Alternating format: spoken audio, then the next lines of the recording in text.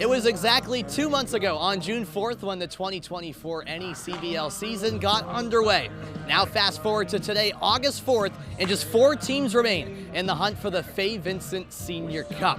And 2 of those 4 teams will be taking the field today here in Newport as the Newport Gulls welcome in the Bristol Blues in a battle of 2 divisional champions in the semifinal round of the 2024 NECBL postseason. It's also a rematch of last year's championship series in which the Gulls took down the Blues in a series sweep. Newport hoping for deja vu here in 2024 to punch their ticket into the championship series. We've got plenty coming up on the Newport Gulls pregame show. I'm Sam Reese. Make sure to stick around as it's game 1 between the Gulls and the Blues in the semifinals of the NECBL playoffs.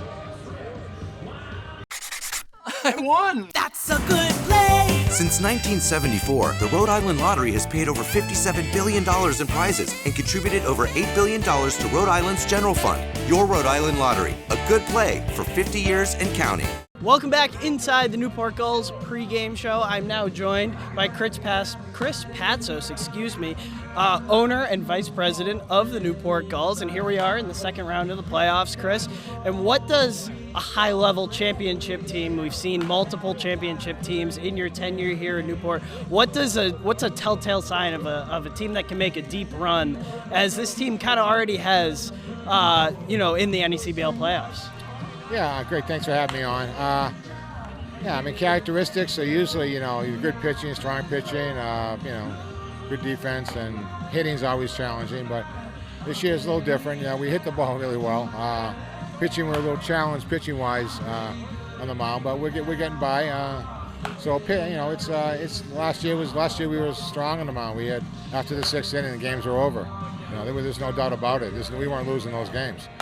This year, the first 5 or 6 are okay, and then we struggle at the end of but we're really putting it together now. Our guys are, back-end guys are coming through for us. Great to see. Timing's good, and that's why they're here, to get better. They struggled early on.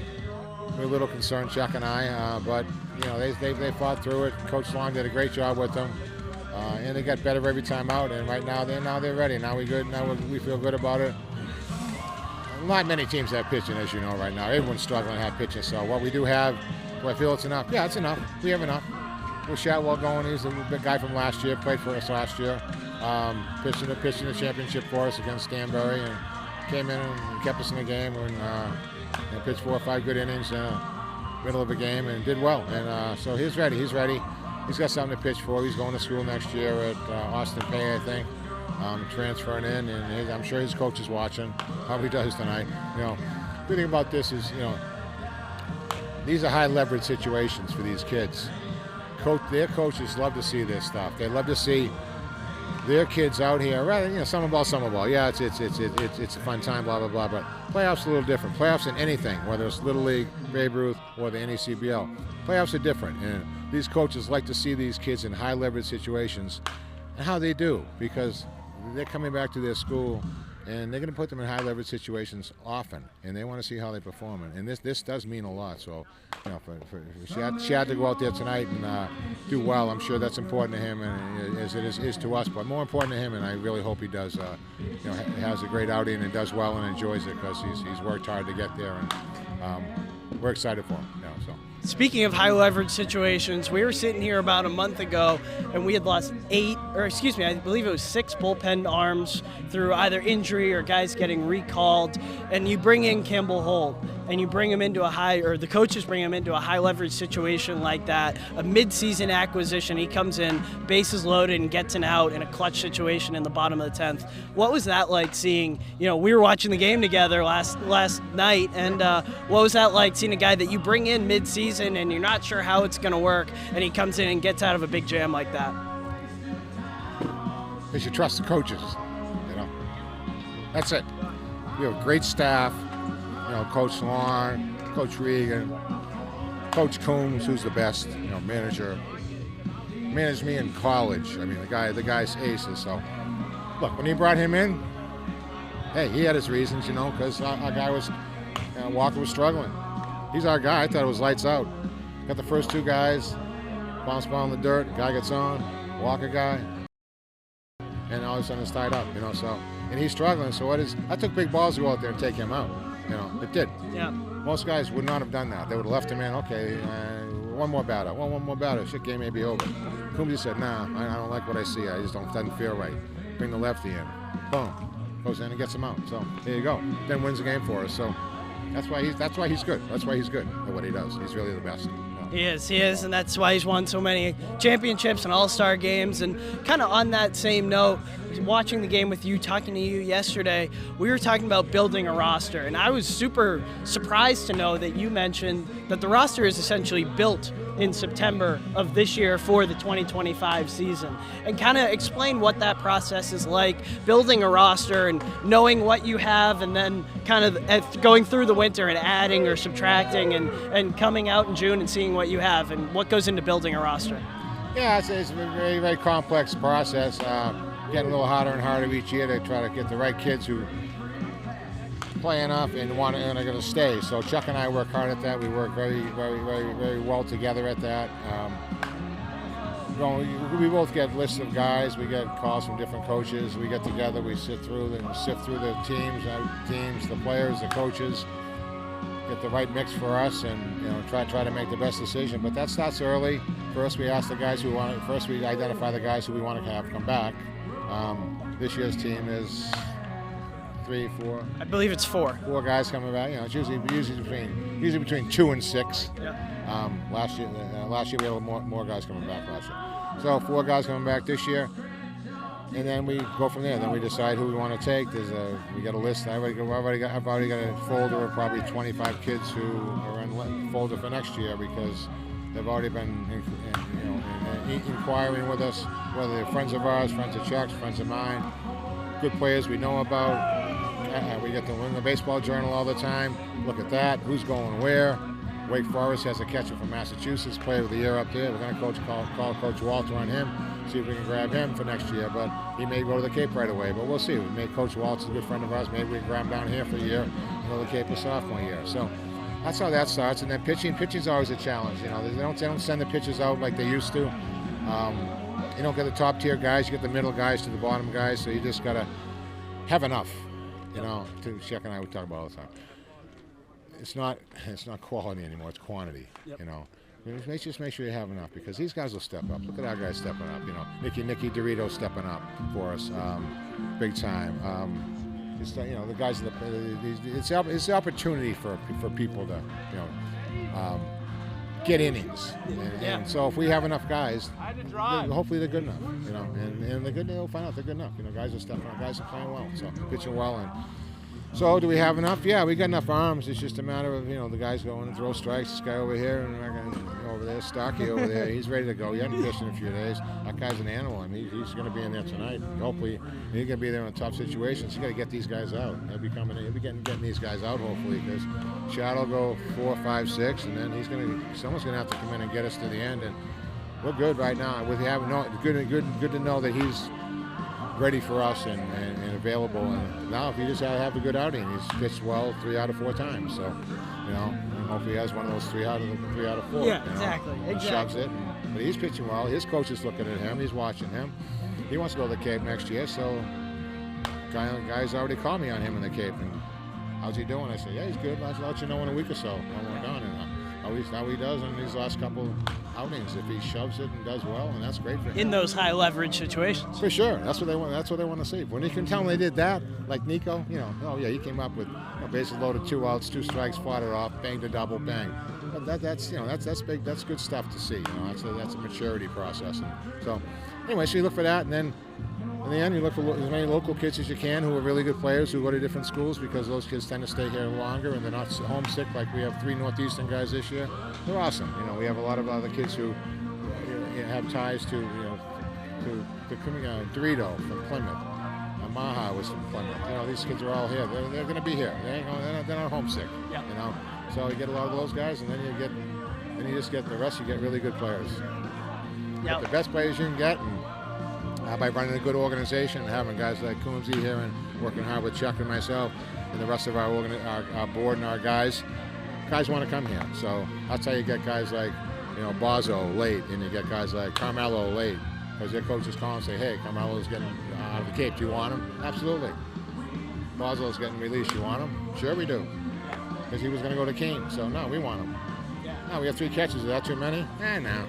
3's good. No, it's good. They're all having fun. They're all rotating, getting in there. Would you be fine with 2? Yeah, you'd be fine with 2. But if one gets hurt, then you only get 1. So you're really screwed. So you need 3. You really need 3. You have 3 quality guys, 3 quality catches. They root for each other. They support each other. So it all works well. So, hopefully we treat the players well and they perform well and it all ends up well. And they want to come back. Well, that was want to come back. We want to win that last game. Okay, it's all about winning that last game, like we talked about with Coach Combs. That last game is the one you want to win because that means you win the championship. So that's right. That's the one you want. And then our last question here is Combsy, got to win that last game, right? Got to win that last game. Win the last game, baby. Win the last game. Win the last game. That's our saying around here in Newport. But last question, if we could wrap up on this. We'll work other jobs around Newport and kind of get about the town. And whenever I mention that I work. And by the way, we appreciate the hell out of what you guys do for us. Oh, thank you. You and your staff and all the broadcast crew. You guys are the best. You're the best. But we go about Newport, and whenever I say I work for the Gulls, people always say, "Do you know Chris Patsos?" And they speak so highly of you and the job that you do, and just speak to kind of the town of Newport and the support that we get, the Gulls get, and kind of the impact that you've had on baseball in Newport. It's all about the community, the Gulls, what we do. We impact a lot of people by doing what we do. Chuck and I work hard at that. That's a big focal point of ours. Mike Falcone does a great job for us, and that's really what it's all about. I do a lot of things in the community for baseball, and a lot of different things that I can make an impact with kids at, absolutely, which I enjoy. But the Gulls is a community-based thing that trickles down to those kids and to those families and to those groups through Little League, host families, on up to Babe Ruth, Legion, Junior Legion, Senior Legion, Challenger. They're all here because of this. So that's what matters. That's what matters most. That's Chris Patsos. My name is Brendan Locke. The Newport Gulls pregame show rolls on. Welcome back into the Newport Gulls pregame show. I'm Sam Reese, now joined by Gulls assistant coach this season, Luke Beckstein. Luke, always great to be with you. And now that it's the postseason, take me through just what it's been like coaching this group of guys throughout the summer and how this maybe gives you memories of when you were starring on the field for last year's championship run for the Gulls. Of course, it's been an unbelievable summer. These guys have worked so hard. It's been an absolute pleasure to be around them, learning from them and the coaching staff. They're ready to go, that's for sure. These last 2 games have proved that. They're coming out firing, hitting the baseball hard, throwing the baseball with some intent. And it's great to see how much progress they've done with themselves. And obviously, this is what you play for as a baseball player: is postseason baseball. This is all you've worked for the whole season, and this is where you want to be.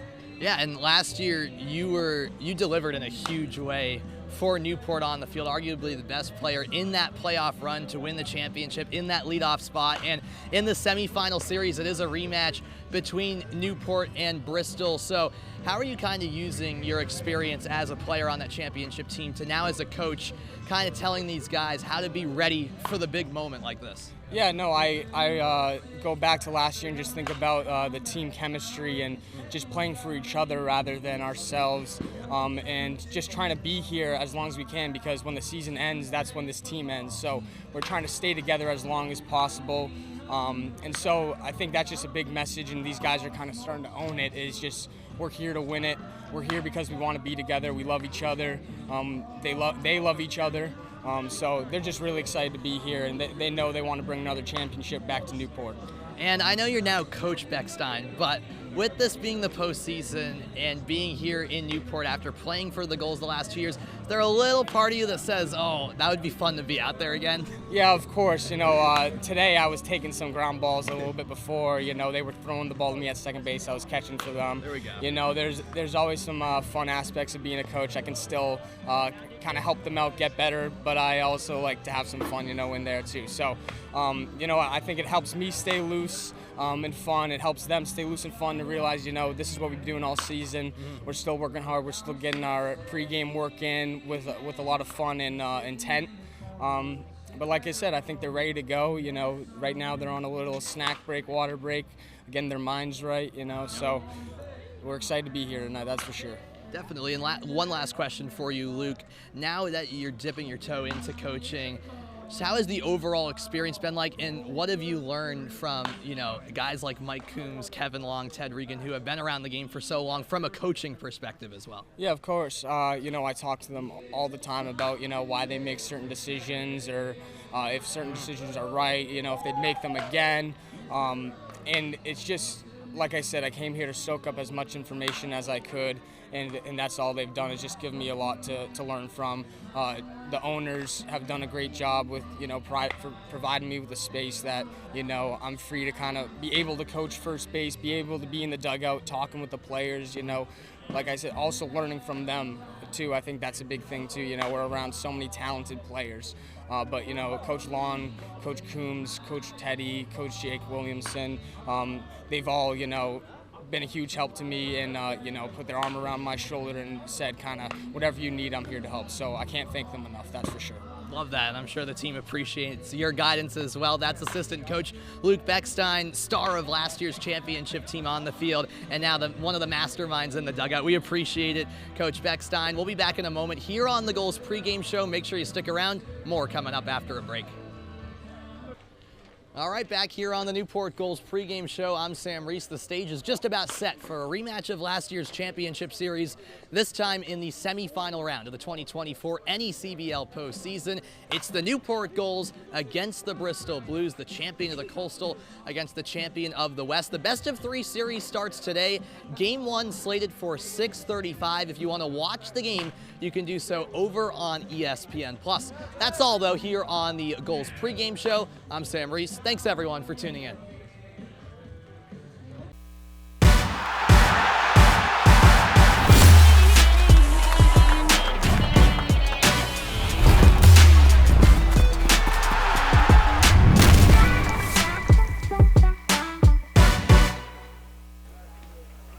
Exactly 2 months ago today, the 2024 NECBL season began.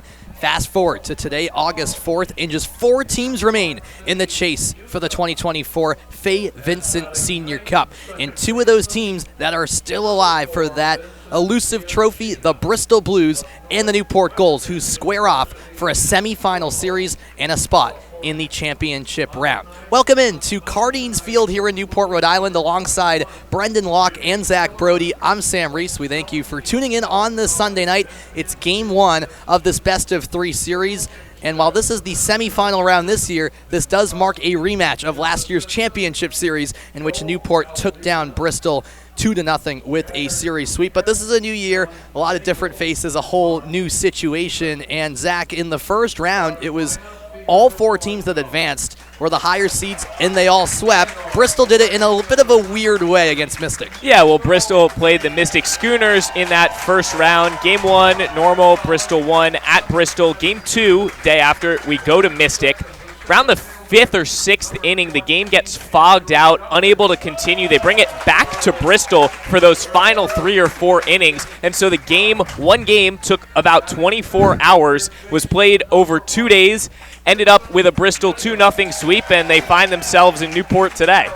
And on the other side for Newport, they had some weather factor in as well. Friday's game 2 was bumped back to yesterday, Saturday afternoon. Still got the job done, and what a dramatic win that was for the Gulls. 2 dramatic wins for the Gulls in that playoff series. Down 8-2 in game 1. A grand slam brings them back into the game by Andrew Duncan, and then off to the races from there, and they win. And then last night in the game, or yesterday afternoon, I should say, they in a game that real back and forth punches, a kind of low scoring early in the game, and then explode in the later innings for some runs. Newport looked like they had lost it in the 10th. They get it back and are able to hang on to the win in the series win.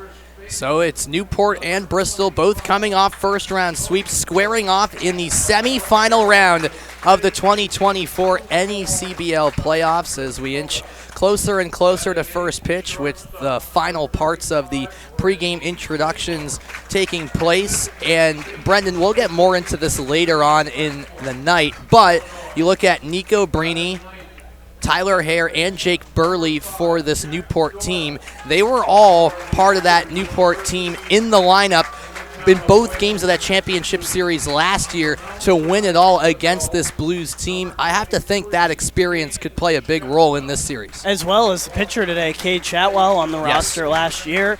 Didn't pitch in the championship series, but massive experience there, and that plays a massive factor for the Gulls into being comfortable in a moment like this. So we'll see if that pays off ultimately for the Gulls. There are a good amount of names as well on the side of the Blues that were also a part of that championship series, falling just short in the end. But again, a lot of new names compared to that last season. And I think everyone really is expecting a good series on paper, Zach, because you got the 2 seed, the Newport Gulls, the 3 seed Bristol Blues, the champions of their respective divisions, facing off with a spot in the championship on the line. Hey, look, you can't ask for a much better matchup. You said it. These two teams, they played last year in the championship round.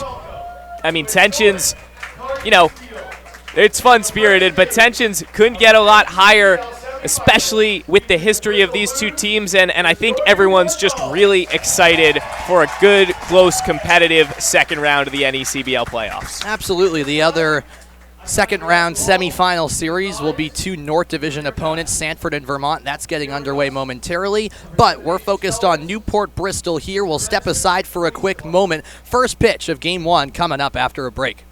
I'd like to welcome to the mound a professor.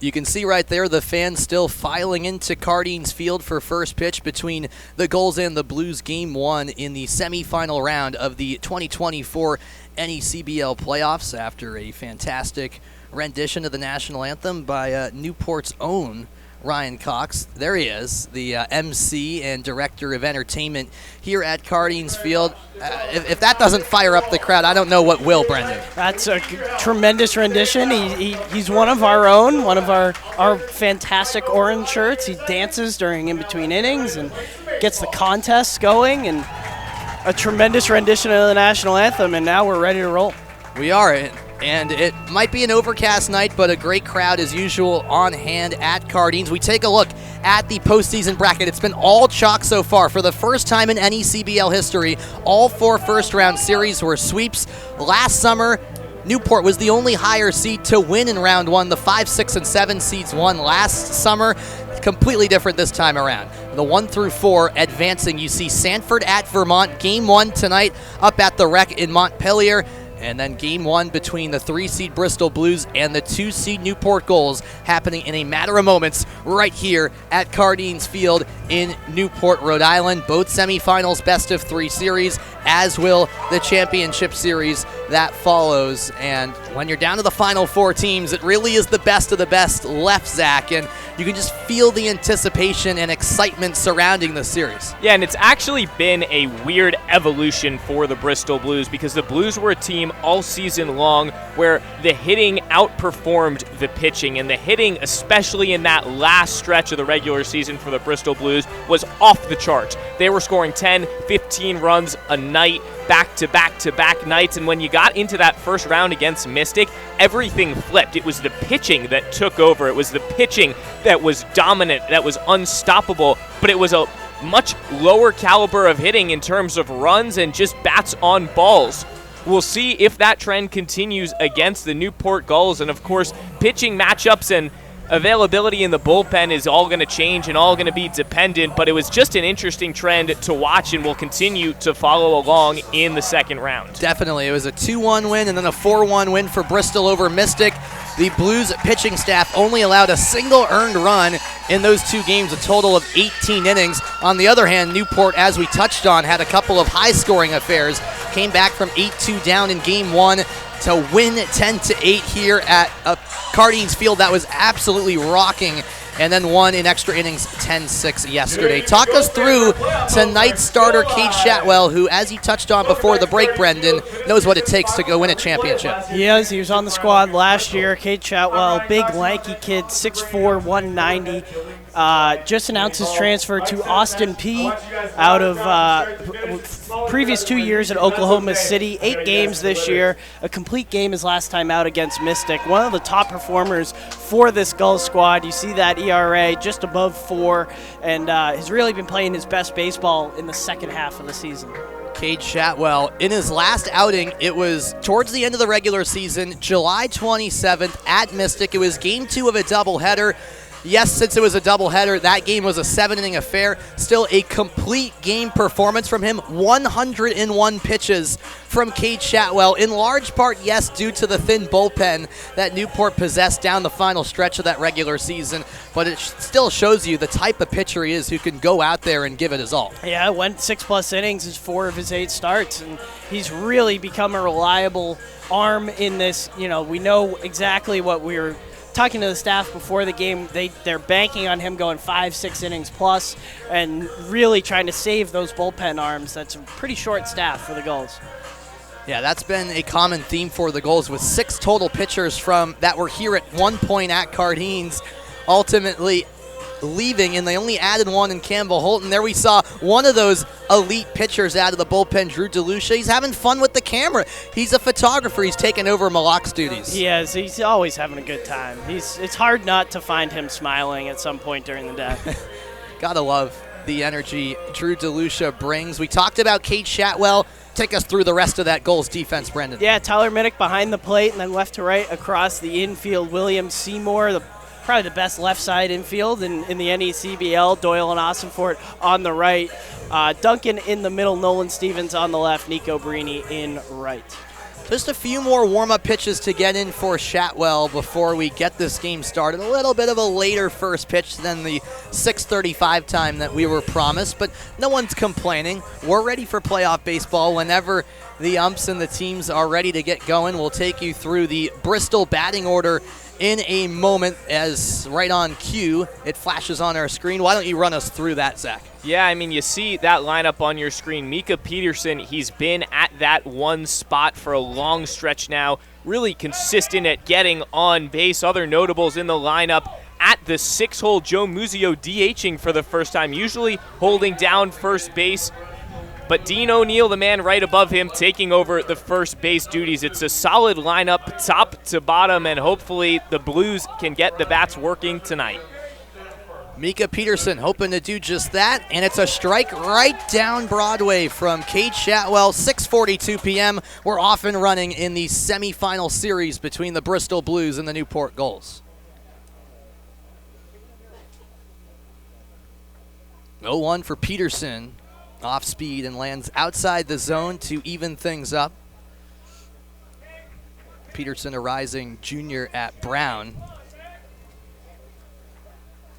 Peterson had the game of his life in really that second part of game 2 against the Mystic Schooners. Had a play in left field. He fell down, got back up, and made the catch. Really? In a I believe it was an inning-ending play that probably saved 2 runs. There was one in scoring position, man on first and second, deep shot into left field. Then an inning later, slides in to get the second or third out in a ball way in foul territory. Another amazing play. Did he go here? Yes, says the third base umpire, Rick Force.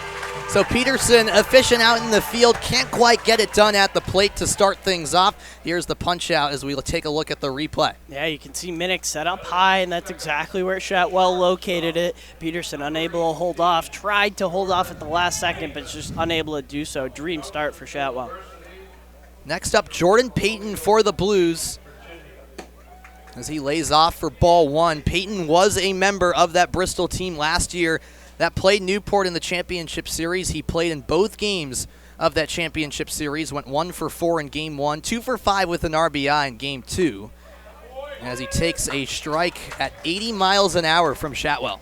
And Payton's a guy, when you look at the field, that is almost flawless. He was the starter at shortstop in the All-Star game, and he just makes plays that you really can't believe. He gets it done behind the plate as well, but I mean, you watch out for that guy in the field, and you try not to hit it to number 18. He faces a 1-2 count against Shatwell now. And he goes off speed, just missing the zone. That's a nice pitch. Marvick Gomez is tonight's home plate umpire. A familiar face here in Newport.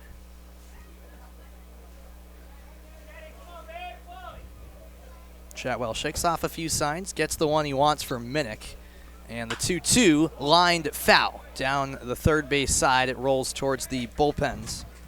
That was the first mistake from Shatwell that we've seen. Minnick set up outside on that, and he kind of hung it over the middle, 80 miles an hour, and Payton tried to barrel it, but just a split second too early. The 2-2 over again. Goes with the heat, but down low. First full count of the night. Jordan Payton's been hot so far in these playoffs, went 4 for 7 in that 2-game series against Mystic in the opening round. The payoff offering. Fastball, crack of the bat, and it's dropped by Shatwell. He bobbles it, and the throw still there in time. It took a couple of tries, but Shatwell got it over to Matt Austinfort in the nick of time to beat out the run of Payton. Just a little too casual, and then I think when he dropped it, he probably panicked a half a second and was unable to get his hand on it, but good job calming himself down and getting that ball to Austinfort as quickly as possible. Oh, that was close. It was. I mean, after the second bobble, I thought for sure Payton had a really good chance to get there. And also a broken bat on that one. Right. A whole lot going on, but in the end, goes as a 1-3 put out. First pitch swinging goes Ferrara. Snatched backhanded by Doyle. The throw in time. Cade Shatwell off to a smooth sailing start on the rubber. A 1-2-3 first sets the tone here at Cardines Field. It's game 1 of the semifinals between Bristol and Newport. We're back in a moment on ESPN+. I'm really glad to see us here. Bill, thank you.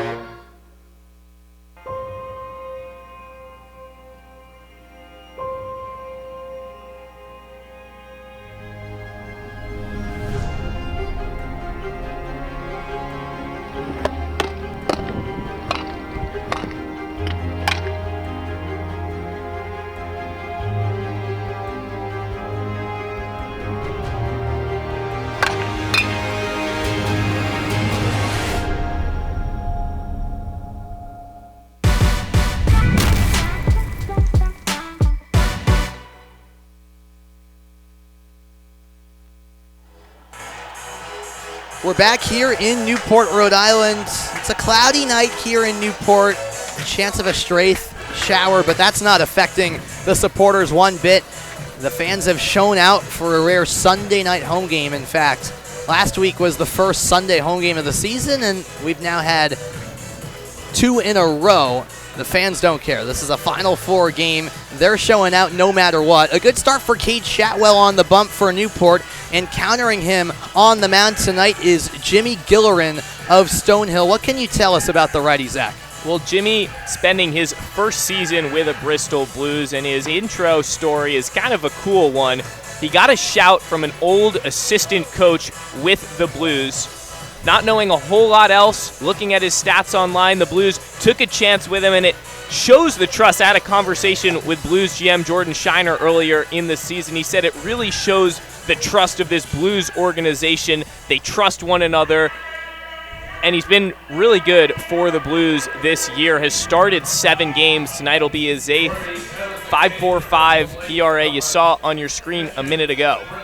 And take us through the rest of that defensive alignment very quickly, Zach.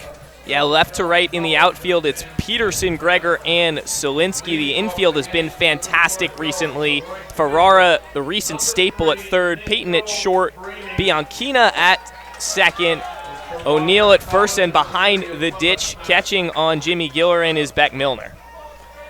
And as usual, it's Nico Brini in the leadoff spot. He faces a 1-0 count, holds up, and it's ball 2 from Gillerin as we run through the Newport Gulls batting order tonight. And we saw Nico Brini. Andrew Duncan's really settled into that 2-hole. The best hitter in the NECBL, Dixon Williams at 3. Minnick, Hare, and Stevens round out the middle.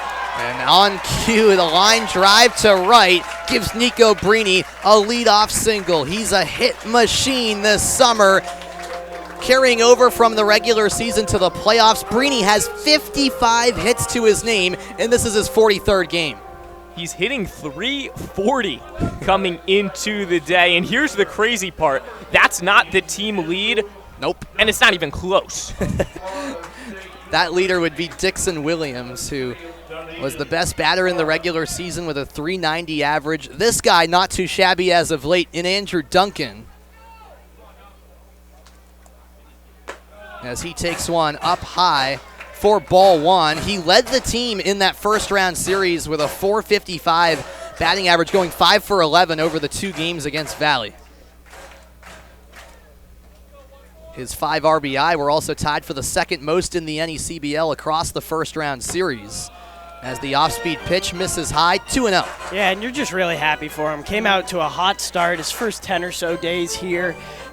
Really cemented himself in that 1 hole, and we thought we might have this guy, you know, up top for the whole season. Fastball downstairs, and Duncan yet to swing the bat, and he's up 3-0. And he eventually got relegated to the 9 hole. He went through a really tough stretch for about 3 weeks at the beginning of July up until about 2 weeks ago. And since then, he's really turned a corner, found a spot in that 2 hole, and has become a great 1-2 punch with Brini. Down and away, it's a 4-pitch walk to Duncan. First 2 runners on for Newport, and perhaps some early nerves for Gillerin out there. A little bit. He's got runners on 1 and 2. Going back to Duncan, that's the beauty of the NECBL, and you see it any team, every team has a situation like Duncan, but it teaches players how to get out of slumps, how to work through things, and it's such valuable experience in a summer season where you can take it back to college, back to hopefully one day the minor leagues. It's pitching coach John Nagel and catcher Beck Milner go in to have a chat with Gillerin. Are you surprised at how early a mound visit's being used here by Bristol? Well, Bristol does not hesitate to use their mound visits. Look, I think it makes perfect sense. The stakes are high. This is a matchup they saw last year. A lot riding on the line, and obviously Cardines is an intimidating place to play. You talk about the makeup of the outfield. It is weird. I mean, you got juts and corners and turns everywhere. This place warehouse. Is, I mean, yeah, thank you. A warehouse is what, your right field line. Yes. You got a packed crowd, so not a bad thing at all to just take a moment, take a breath. There are no restrictions on mound visits in the NECBL. That's a whole different story. Yes. So why not Correct. Take your time, settle in, and calm the nerves of a guy who can get the job done. So we'll see if that does the trick for Gillerin, but it doesn't get any easier in terms of who he's going up against because Dixon Williams is at the plate. Interested to see how they attack him.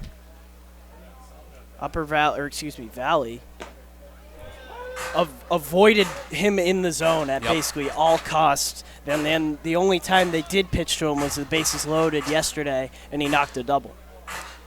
Williams 3 for 7 in that first round series, but there were also a couple of sac flies involved in there. He racked up 3 RBI across the 2 games. 0-1 on the way. He gets a piece of it down the right side. It's snatched, but bobbled. O'Neill lost it, and all 3 runners are safe. Bases loaded, baby. The bases are loaded with nobody out for Newport. O'Neill wanted to toss that to second and try for the double play with Gillerin or Bianchina covering at first. Looks like he hesitated for a moment and just lost it. Painful error that loads the bases with no outs in the top of the first. And I think a large part of that was the speed of Duncan. Something O'Neill probably should have just gone to first and taken the easy one there, but the speed of Duncan probably made him hesitate a second, and now all runners are safe. Hindsight, always something that's great to look back on, but what could have been there for O'Neill if he made that play. Hit to the shortstop, Peyton Bianchina over to first, and the double play converted. Huge there for Bristol on the 6-4-3 double play. Newport does drive in its first run as Nico Brini scores. Andrew Duncan now at third. It's not exactly what you wanted, but it pours in a run, changes up the situation. It's weird. You get doubled up, you also get an RBI for Tyler Minnick. No RBI. So just the 6-4-3 double play, but a run scores nonetheless. I mean, it looked like, definitely with the bases loaded, nobody out, you were hoping for potentially more runs, which Newport could get more than a run with Duncan lurking at third, which might not be possible with 2 outs now, but you never know. However, I think you still take the early run if you're Newport when all is said and done. You absolutely do, but this is a massive moment for Gillerin. Bases loaded, no one out, and if he could get out. Hit in the air by Nolan Stevens to shallow left field, and the shortstop, Jordan Payton, makes the squeeze for out number 3. So the Gulls loaded up the bases with nobody out, ultimately put 1 run on the board. They've got the early lead here on ESPN+. We like to take a minute to recognize duty members who surrendered to the armed forces who are doing us in the evening as a part of our country's salute. At this time, I'd like to invite all of our active duty service members or veterans joining us tonight to please stand and rest. Full fans, give me a hand. Thank you for your service.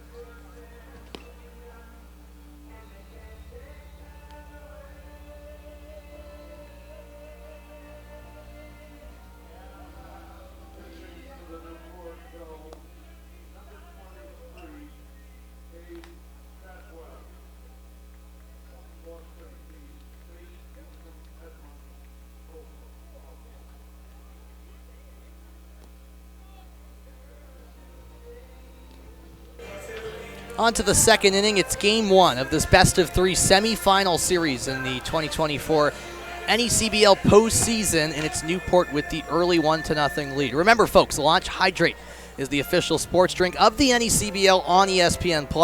Launch Hydrate's unique formula helps athletes achieve peak performance at every critical moment, supporting improved focus, rapid hydration, and faster recovery. For orders and information, please visit launchhydrate.com.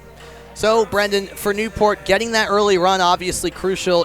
Also from the perspective of Cade Shatwell, where you're going out there for your second inning, and you got a run of insurance to work with, too. Yeah, that's always helpful. And last couple of games, the Gulls' offense has actually gotten off to slow starts, not something that we're used to. So Shatwell getting an insurance run or getting a run to start, I suppose, is exactly what he was looking for. And I will say in both games against Mystic, the Blues started down a run. So they've been here in the playoffs before, and obviously those 2 games they came back to win. Situation a little bit different this time. And the first pitch spiked into the dirt on Gavin Greger, the cleanup hitter who leads off the second.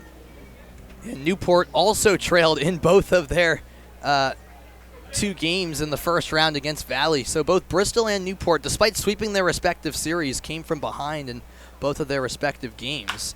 Hit well on the ground and past the glove of Randy Seymour. It slipped right underneath his arm, and a leadoff single for Gavin Greger means Bristol has its first base runner of the night. And Greger's a guy who just dominated in the regular season. Hit .333, third best on the team. Second, if you're not counting the only 7 at-bats from Joe Muzio. So he's one of the trusty fellows for the Blues. Can deal with pressure, can get it done on both sides. There's a pickoff attempt from Cade Shatwell. In fact, in his last start at Mystic in that Game 2 of that doubleheader, I want to say he had 3 successful pickoffs. So it is a strength of Shatwell's. As is Tyler Minnick. Right. Bunt laid down up the middle by Dean O'Neill. Shatwell spins around, looked at second, instead gets the out at first. That advances Greger into scoring position for the Blues. Smart play by Shatwell. Nice bunt laid down by O'Neill, and now the Blues are in business with 1 out and a runner in scoring position. Blues love to go to the bunt. They do it multiple times every game. They even practice in batting practice. Really? Small ball. Hey, and we saw it work right there. Yeah. So practice pays off in a lot of instances. Here is Joe Muzio, the DH, takes a crack at the first pitch, fouled off to the left side, and that's the first ball of the night onto America's Cup Ave. Of course. Of course. Joe Muzio just played his grad year at UMass Dartmouth. Before played at Eckerd, where Ted Regan, hitting coach for the Newport Gulls, coached Joe Muzio. So those two were catching up pregame as Shatwell brings the heat at 93, but it misses outside. That's some good research there, Sam. Yeah, I saw Ted Regan talking with Joe Muzio, and then I asked Ted Regan the connection there, and he said, yeah, I coached him at Eckerd, and it was a goal of his to get to the NECBL, play in this league. A late addition, as he mentioned, Zach, added to the roster July 25th. As Shatwell spins around, throws to Seymour. Always a risky move when you're doing that. Greger loves to dance around, especially on second. You saw him with the fliffle, shuffle. Just likes to have fun, but also try and get in the head of Cade Shatwell or whoever's on the mound. There's a big lead, and you could see Seymour. I'm not sure our cameras picked up on it. Seymour communicating back to Shatwell. 1-1. Looped in the air to left center. Duncan running over. Stevens calling for it. He's got it. No tag. Well, Greger did tag, but quickly retreats back to the bag, and that's a big second out recorded by the Gulls. Completely changes the dynamic. Right fielder, number 20, Guy Solinsky. It does, as Sky Solinsky will try to extend this inning for Bristol. The rising senior at Columbia was another player who played in that championship series against Newport last summer, played in both games. Solinsky's been in and out of the lineup as of late, hitting .227 on the year. As the first pitch is downstairs, ball 1. And to your point, Solinsky actually making his postseason debut right now, if I'm not mistaken, Zach, as he did not appear in that Mystic series. It was Easton Brenner who took a lot of the reps in the outfield. Easton Brenner not in the starting lineup today. Obviously, Sky Solinsky in that outfield spot. You can see Greger going to work, trying to catch the attention of Shatwell. That time he got the attention of the bench as they all started yelling going, but got about halfway and decided against it. Athletic kid. Just dog, not afraid of getting dirty, not afraid of sliding. Little running, never hurt nobody. Nope. Fair share of dirt already on that jersey of Greger's. Shatwell looks back. The 2-0 pitch coming. And it's a heater fouled back into the netting. Greger certainly has Shatwell's attention.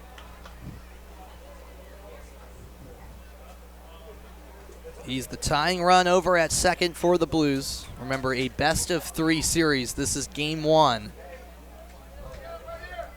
And a rematch of last year's championship duel. 2-1. It sunk down just a little too much, barely missing the zone. It's a really nice frame from Tyler Minnick. Definition of a borderline pitch, and the crowd making that known to the home plate umpire, Marvin Gomez. Shotwell thought he had it. Well, gave a long, hard look back to Marvin Gomez. But instead of 2-2, it's 3-1 on Selinsky, making his 2024 postseason debut. And he fans on the fastball. Make the count full as the crowd gets into it here at Cardines. Second of the night in terms of full counts. Another big moment. A base knock probably scores Gregor. Ties up this ball game and out. Keeps the lead in favor of Newport. Shotwell just staring down Gregor and spins around and misfires over to Jack Doyle. It's a free base as Gregor springs up and slides into third. Not that he needed to. And he's now 90 feet from home on a mistake from Shotwell. And that was exactly what Gregor was trying to get him to do. Shotwell and Doyle not quite on the same page. It's with the righty up at bat. It's not Seymour's bag. It's Doyle's bag, and not quite communicating. And the throw is high and wide. No chance for Doyle to make a play, and a free bag for Gregor. And just credit Gavin Gregor on his aggressive play. I mean, even toying with playing home. It is ball 4 down low to put Selinsky on runners on the corners. I mean, that was crazy. That Gregor was quite literally approaching halfway between third and home.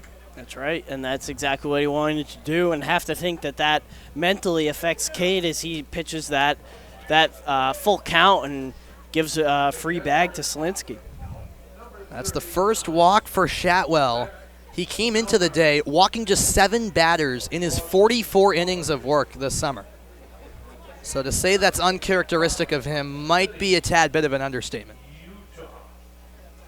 Averaging less than 1 walk per appearance.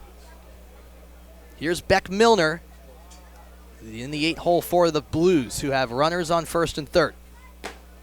Takes a strike on the inside black. Only guy who tops Gavin Gregor in terms of batting average is Beck Milner. 341 in his 44 at-bats. 22 games played in the regular season for the Boston College product. 11 RBI. Trying to add to that tally. Runner taking off, and split between first and second is Selinsky. Austinford applies the tag, and that's how the inning unbelievably comes to an end here as Newport celebrates heading to its dugout, and it is an out. So the Blues... Run on the board, though. You're right. On the board. So run on the board. So Gregor with the aggressiveness paying off. So that worked how Bristol would like it. Good eye by you, Brendan. It is a 1-1 game. A weird end of the inning, but it's tied nonetheless. We're back in a moment.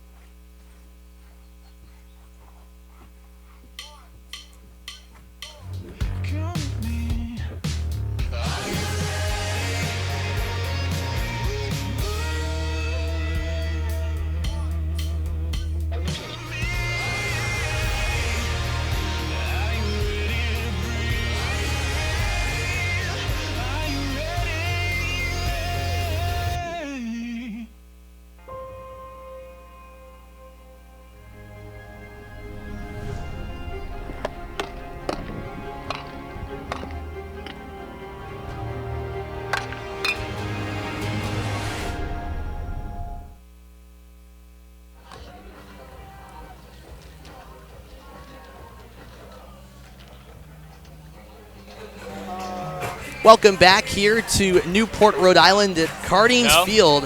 It is a 1-1 ball game heading into the bottom of the second.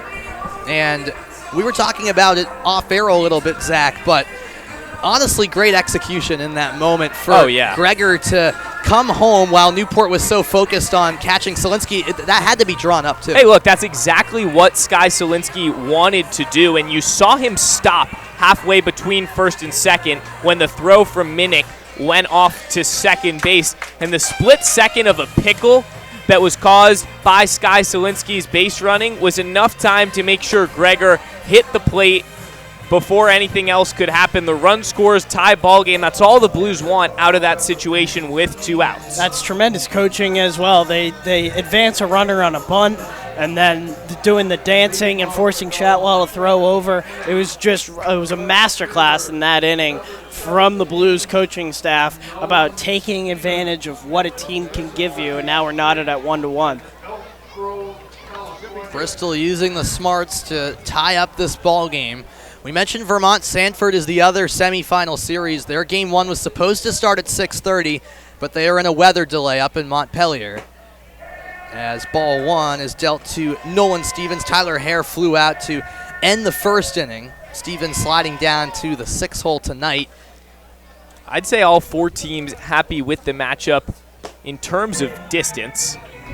Yeah, I would say so. Bristol and Newport about as close as you could ask for at this stage of the game, and you could say the same with Vermont and Maine. Right. Could be a lot worse, such as Vermont and Vineyard playing in the first round. 2-0 on the way to Stevens, and a strike called on the inside corner. You know the offense is doing well when they've put up 10 runs in each of their first 2 games of the playoffs, and Nolan Stevens didn't have a hit in either game. Yeah, and he's moved all the way down to the 6th hole. Good contact here, and it's handled nonetheless by Bianchina. Easy throw over to first to O'Neill for out number 1. Nolan Stevens continues his cold streak of sorts as he's now 0 for his last 11, going back to the last series, and moved down to the 6th hole, and we saw him working with Teddy Regan before the game. But he's frustrated, talking to him before the game. He's not quite where he wants to be right now, but have trust in him that he'll round into form as this series continues. Matt Austinfort, that is, at the dish. Already 2-0 the count, and Nolan Stevens, as everyone knows, a very capable hitter, leads the team, technically tied with Brody Zako with 6 home runs on the season. Austinfort went chasing there for strike 1. That tells you the impact of Brody Zako in the he 6 did that weeks all in that June. In fact, it was a Brody Zako grand slam against Bristol that sparked the comeback back on June 28th, as that's down low, ball 3. That's how long ago it was that these 2 teams last faced off, because Zako has been gone for the entirety of July. He went back home to get surgery done. He is back supporting the team here in Newport, and that's outside to Austinfort. Make it a 5-pitch walk to bring up Randy Seymour with a runner on first. And that last matchup between the 2 teams was nuts. It started with a big lead for Bristol, ended up going the other way. 8-0 Bristol led in the opening inning, and Newport came back to win it 12-10, if my memory serves me correct. One of the crazier games we've ever witnessed. A strike called up in the zone on Seymour, who didn't seem to think it was a strike in real time. Another Newport bat that it's moved down in the order. Seymour out of Michigan State awaiting the 0-1. He held up the swing. It's outside for a ball. So I mentioned that most recent appearance was June 28th. Before that, it was June 9th at Bristol. So these 2 teams' 2 regular season meetings were both in June. And Bristol won the game at Muzzy 3-2. They scored 3 runs in the 8th without recording a hit, as Seymour pops it up towards home plate. The catcher, Milner, backing up, and he's got it right along the first base line. Still the runner on first, but 2 quick outs for Jimmy Gillerin. It was a weird start with the first inning. A single, a walk, an error a run and only 5 batters. Every contest between these two teams seems to have some sort of hiccup. It does. That was definitely the case in the first 2 meetings, and why not spill it over to the postseason? Jack Doyle, the number 9 hitter at the plate. Ball 1 upstairs to the rising senior at Northeastern, who actually, along with Zako, hit a home run that game, and that was his first of the summer. He has 3 homers this season. Pops this one in the air to right center. Bianchina, the second baseman, backtracking, but called off by Solinsky, who makes the catch on the run to leave Austin Fort stranded at first. It remains a 1-1 ball game, game 1 of the semifinal series. We're back in a moment for inning 3. All right, Gulls fans, it's time for our first game of the night. And because it's playoffs, we wanted to do something different. So we have 2 of our players that are going to go head-to-head. Lefty versus righty pitchers. Aiden Coleman versus Coach Cheatham, with Drew for moral support. They have 30 seconds to eat as many donuts as they can. That's not a donut. That's not a donut. No. Whoever eats the most wins. Count down to Gulls fans. 3, 2, 1, go.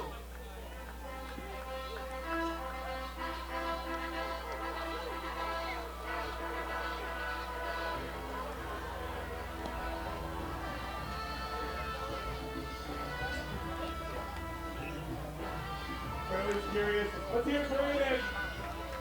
Let's hear it for Cole. Don't look at the other players. Just do your own. Count it down. 5, 4, 3, 2, 1. Aiden to last attack. Well, we just had one of the most fun competitions of the entire summer. Donut eating contest among the players, Brendan.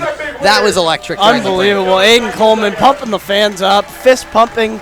He's got a mouthful of donut. It's the whole thing. It's just absolute chaos. Struggling to chew still. Drew DeLucia offering moral support. That was great. Just tremendous stuff. Gotta love it. Gotta love the entertainment here at Cardines Field. Meanwhile, focusing back on the field, we're ready to get the 3rd inning underway. And Cade Chatwell perhaps still thinking about that errant throw he made at second that allowed Gregor to get to third, who ultimately came home. But for a guy like him who's a second-year goal, won the championship last year with the team, you'd think he can put that aside and lock in the rest of the way. Well, you'd hope so, because he's got a lot of baseball left, top 3, and Gulls are looking for a quality start out of him, and he's looked good thus far, just a couple little hiccups. And it is Beck Milner who gets a fresh count. Strike 1 in the zone at 80 miles an hour. Remember, it was Milner at the plate when that wild sequence happened where Solinsky was caught between first and second, but all the while Gregor came home before that 3rd out was recorded to tie the game. The heater looped foul off to the right side and into the stands. One of the few stadiums in the NECBL where fans do have the ability in that corner of the grandstand on your screen to catch a foul ball. Rare grandstand ball here at Cardines, mostly out into the street. Right. Oh, and he chased at the high fastball, 93 out of the hand of Cade Chatwell. That's one way to record your 2nd strikeout of the night. And he's gotten both of them with the high fastball, that time 93, and Chatwell has had a lot of success locating that fastball and getting ahead and putting away batters. Now up the number 9 hitter, Vince Bianchina out of Northwestern. The California native awaits the first pitch from Chatwell. He was a late addition to this squad, but has been solid since he arrived. Trades places with Brady Short at that double leadoff spot and at second base. Bianchina, to your point, was not part of the Blues roster the last time these two teams faced. He was added officially on July 8th. A fastball from Chatwell, just missing the zone. That's obviously his go-to pitch. When he's finding the zone with consistency, it can be scary for the opposition to counter.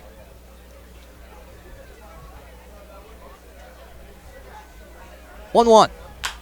Off the end of the bat to the left side of the infield, and it hops over the glove of Randy Seymour. Both him and Dixon Williams were in the area. It took an awkward bounce right before it was scooped up by Seymour. Bianchina on first for the Blues with one out. The rare mistake from the left side of this normally reliable infield, and I think Dixon running across Randy's eye line as he was coming in. Randy ready to make that play, but Dixon cut across him, and just an awkward play. The rare error from Randy Seymour, who I believe is one of the league leaders in fielding percentage. It actually goes down as a single, as there's a zip throw over to first. So that's the ruling on it. So Seymour's very good fielding percentage, I guess, stays intact. And there's another pickoff attempt. I told you that Chatwell zips it over. Just got to be careful with it when you're throwing it that fast over to first base. Clearly his confidence hasn't wavered. No, not a bit. Mika Peterson shows bunt, backed out, but it's a strike nonetheless.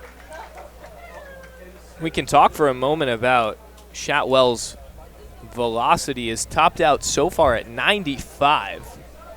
You don't often see speed of that caliber. No. Especially in the NECBL. There's another pickoff attempt from Cade Chatwell, who is from Edmond, Oklahoma, which is just outside of Oklahoma City. He played at Oklahoma City, an NAIA school. There's a ball in the dirt. Brendan brought it up. Last couple of seasons he was there before starting his collegiate career at Oklahoma State. And now he'll be heading to Austin Peay to join his Gulls teammates in Brody Zako, Adam Walker, and Campbell Holt. Yeah, we have a whole collection. We have more. Felt like we had a million guys from Northeastern, and it turns out we have even more guys from Austin Peay. Just 3 pitchers alone now from Austin Peay. Now the 1-1 from Chatwell. A bunt shown again. Hit right toward Chatwell. He spins around, wants the out at second, and he's got it. The lead runner in Bianchina is out. And that's a big one for the second of the inning. Now, I'm curious where this is clearly a scouting report, because the Blues have laid down multiple bunts, attempted to throughout the game, trying to play a lot of small ball.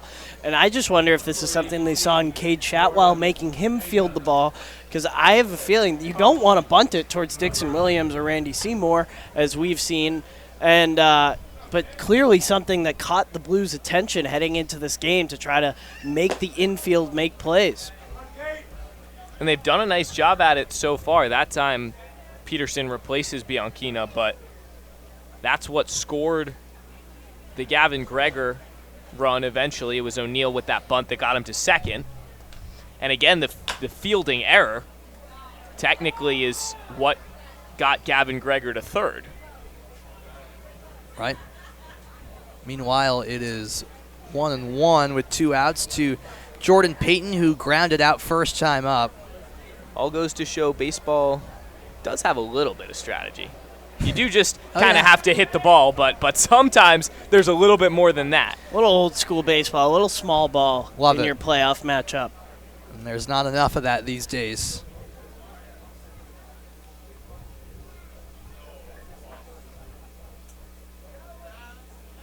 The pitch curves just high of the zone. Make it 2-1 on Jordan Payton with Dean Ferrara on deck for Bristol. Cade's missed on that pitch a handful of times, 80 miles an hour, trying to dip it down into the zone, but missed high a handful of times early in this game. Down 2-1 against Payton. This time the fastball misses below the zone, and Payton just staying patient at the moment, and why wouldn't you? Up 3-1 in the count. 2 outs with that runner on first. If Chatwell can paint the zone, likely he'll be able to get out of this one. And another real close call over at first base. Peterson's got to be careful.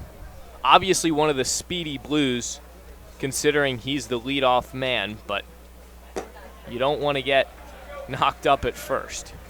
It ends up being a 5-pitch walk to Jordan Payton. Chatwell now has 2 walks in the first 2+ innings of this game after only walking 7 batters in 44 innings of work in the regular season. So with Payton on first, Peterson is now at second. And Dean Ferrara hoping to do some 2-out damage at the plate.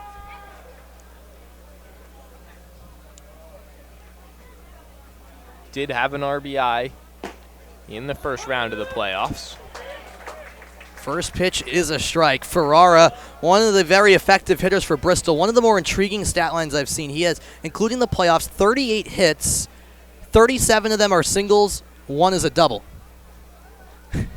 37 of his 38 hits are singles this summer. It gets the job done, especially with a runner in scoring position. This one up the middle, moving on. Seymour, he flips to second. Doyle stepping on the bag in time and get the out. Newport survives a little bit of a scare here in the top of the third as we take a look at the replay. Seymour to Doyle. That'll play when all is said and done. Bottom of the third next on ESPN+. In times of war, peace, and every day in between, our military stays vigilant to protect our country. At Hope for the Warriors, we never forget them or the families who serve alongside them. Since 2006, Hope for the Warriors has provided life-transforming programs for active duty and veterans, military families and caregivers, families of the fallen. Go to hopeforthewarriors.org to give hope today. The Mystic Drawbridge, over 100 years old and the only one of its kind. Arguably the most photographed structure in Mystic. It guards the Mystic River and connects our downtown. Just one of the many attractions you'll find in our corner of Connecticut. Just 2 hours from New York and 90 minutes from Boston. Head to mysticchamber.org to plan your next trip to Mystic.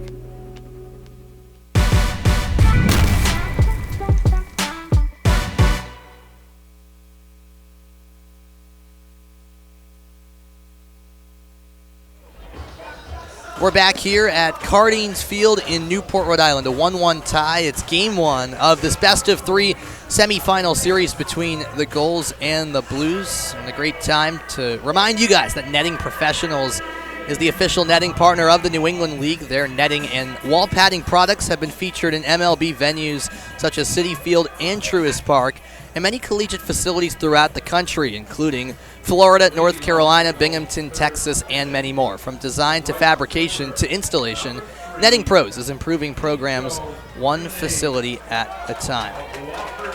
As we get this bottom of the third started, it's back to the top of Newport's order in Nico Brini as he lays off for ball one. He singled, of course, and to set the tone in that bottom of the first, and ultimately came around to score in that inning.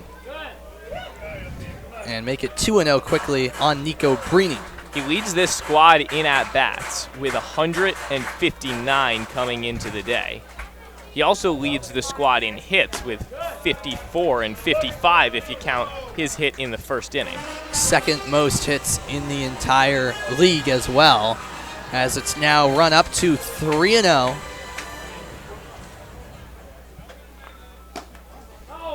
And a strike called. Brini got fooled there, thinking the pitch was going to land inside. He took that hop back, was ready to toss the bat and jog to first. Brini was a part of last year's championship team, went 2 for 4 against Bristol in both championship games. Flares one out to right field. Backtracking is Zielinski, and a few feet from the fence makes the play.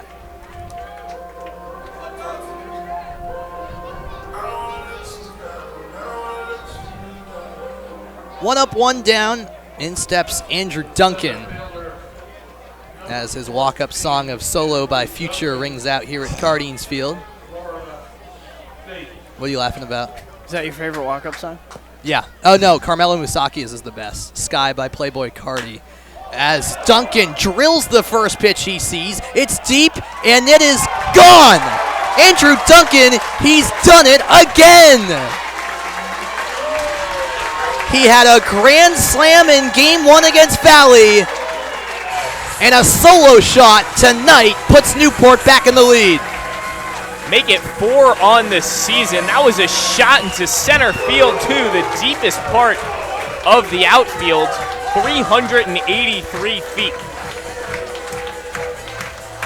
He knew it as soon as he hit it. Sometimes it's tricky for us to tell on those center field balls with kind of where we're positioned, but watching Andrew, he knew. Started jogging about 3 steps out of the box.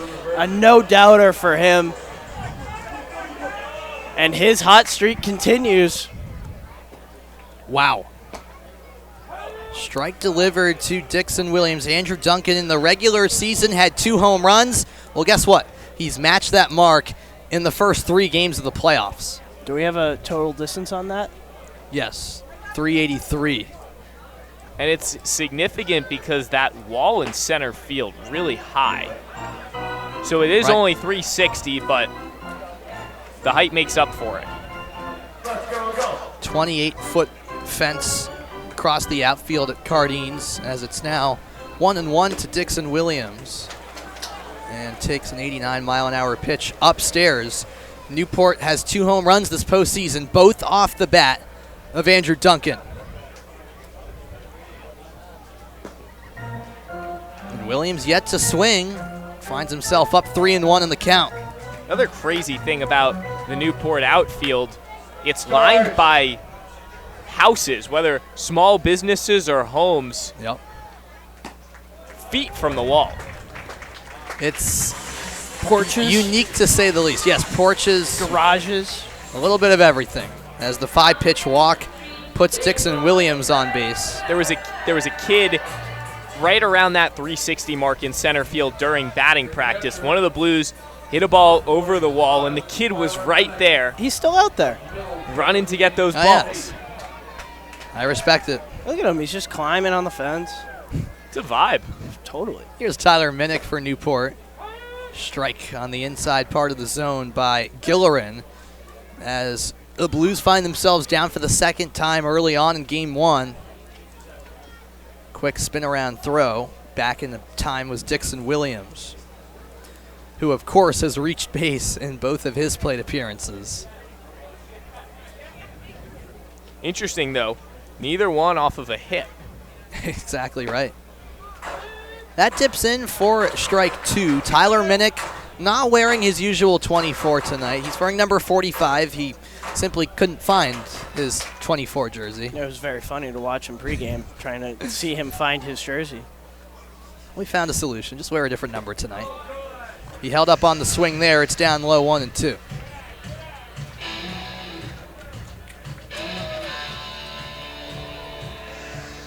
Tyler Hare is on deck for Newport. He hit a home run in Game 2 of last year's championship series against Bristol. But first, Tyler Minnick trying to make some noise. Williams taking off, lifted high in the air out to left, down the line, and it is caught. Peterson holds on right near a couple of Newport pitchers as he was approaching that bullpen area. Great concentration by Mika Peterson as Williams was forced to retreat back to first. Minnick looked like Carlton Fisk trotting down the line trying to keep that ball in fair territory as it carried down to the bullpens, but a nice play by the left fielder and a heads-up play by Dixon Williams to retreat back to first. He continues to make those tough plays in left field. He also had the toe tap, kind of like a football play. Right. Another nod to the oddity of Cardines Field with that left field line and the fence. I don't know, what do you say, 5-6 feet of distance? Yep. At most. 0-1 to Hare. Taking off is Dixon Williams. The throw looks good. The tag is not in time. Dixon Williams eluded it. In fact, it looked like he went over the glove of shortstop Jordan Payton, and he's in the scoring position. The inning continues. Dixon hit him with the swim move as he came around that left arm, able to wrap it and then use his right arm to tag on, and great job hanging on to the base as he's sliding past, and he knew it right away. He pointed at the ump and said, "I'm in." His 18th stolen bag of the summer, first of the postseason. 1-1 for Hare. Outside, ball 2. As I mentioned, Tyler Hare in the clincher at Muzzy Field in last year's championship series hit a 3-run bomb in the first inning to give Newport the lead, one they'd never surrender. He was an influential part of that championship squad last year. Cracks this one foul across the street, 2-2. Am I allowed to say it this time? Thank you. Better consider it a heavy hitter. 2 outs, Dixon Williams, the runner at second for Newport, trying to extend the 1-run lead it currently possesses. The pitch laid off, and it's just outside. A great take from Tyler Hare. It's a really good take. 77 on the outside corner. Call that could have gone either way, but a nice job from Tyler to lay off it. Big full count pitch coming up for Jimmy Gillerin. It might be early, but it's an important pitch to your point, and it's fouled back by Tyler Hare, so he stays alive to face another pitch.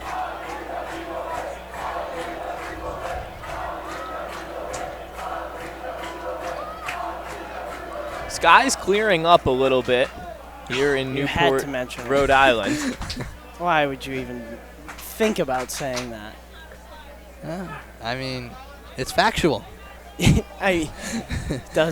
report the facts here on ESPN. I mean, I didn't say in my 10 years of weather experience.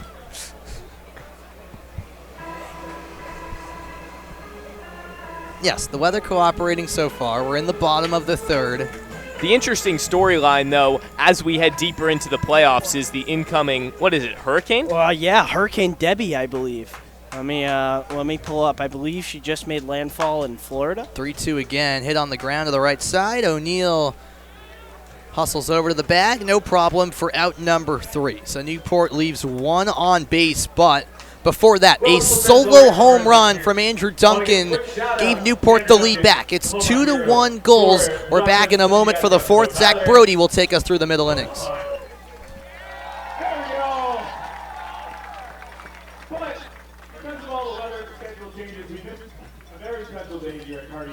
Which is the birthday of the King, Garrett Passos.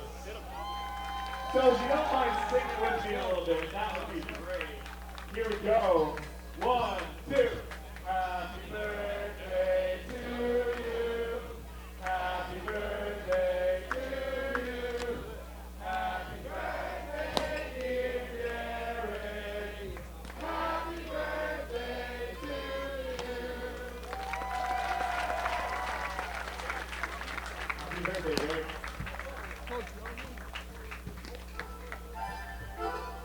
Thanks, Joseph.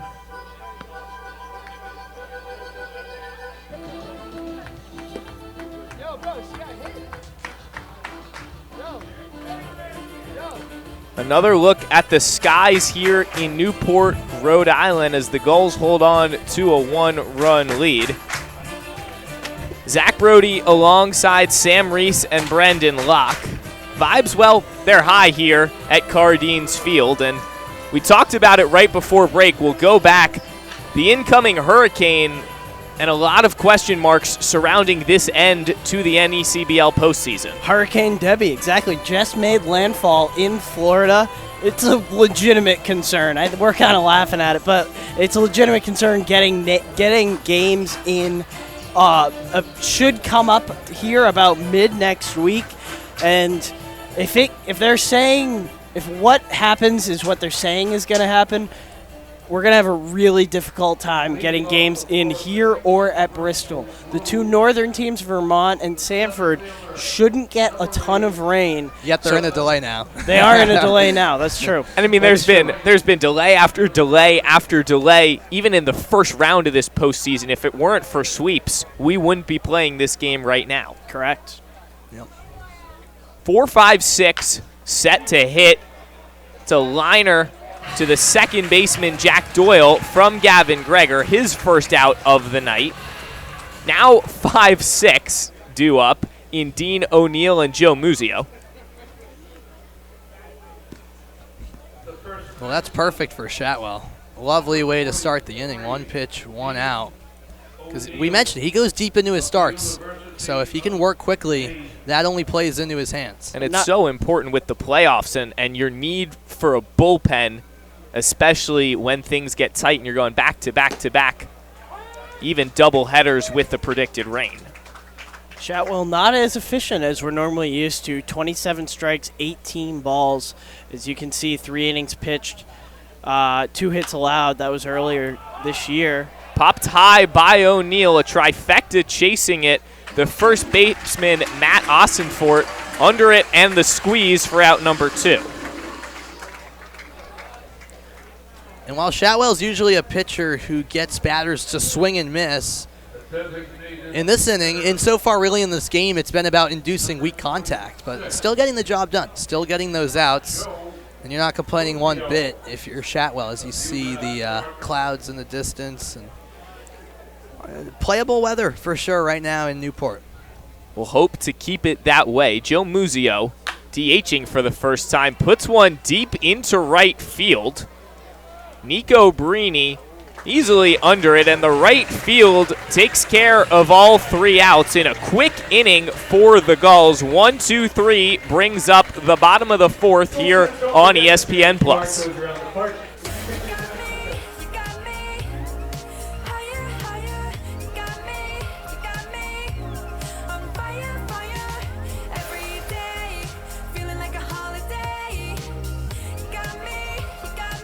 I was a firefighter in Little Compton, and I was teaching a lot of classes, and being up there at 330 pounds was somewhat hypocritical. South Coast Health was excellent in providing the tools and the opportunities. You're re-taught to eat after the surgery. It was exciting to finally know that I was getting to where I wanted to be. Having kids, a 9-year-old son, it makes me feel really good that I'm in better shape to enjoy his childhood with him. I'm very happy, very happy.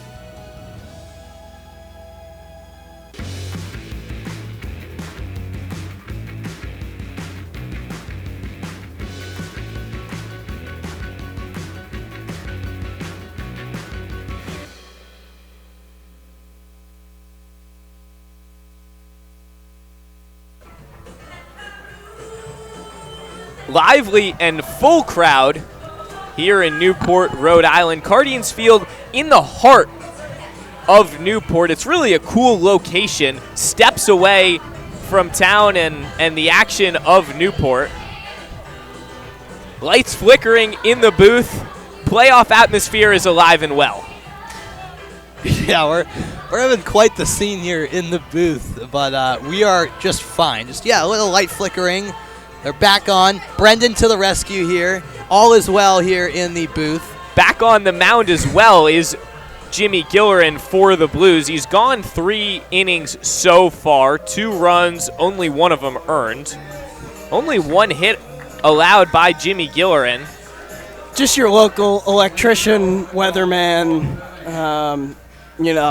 color baseball announcer, cameraman, dancer. That was a big topic of conversation. Really, the dancing cameraman at Cardines Field. I mean, they're like nothing I've ever seen. Yeah, I mean, we bring the electricity. We try to every single game. Our producer Mikey Basile hates hearing me get credit right now. I know he's just I do too. Palms in his face. Just can't believe I'm getting credit for anything right now. So. I'm going to put this out to the Bristol hitters as that one lined down the right field line. Play in foul territory, in fair territory it looks like, and Dean O'Neill the put out at first base.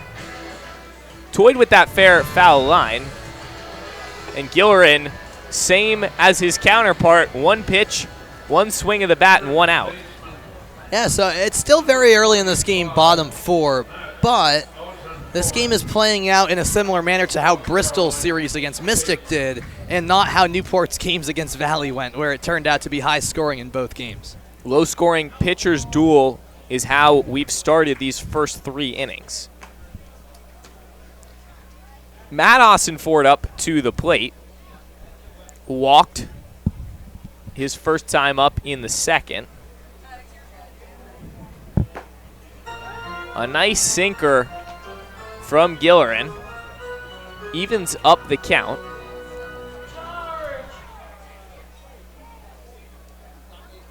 One towards Ossenfort, low and away.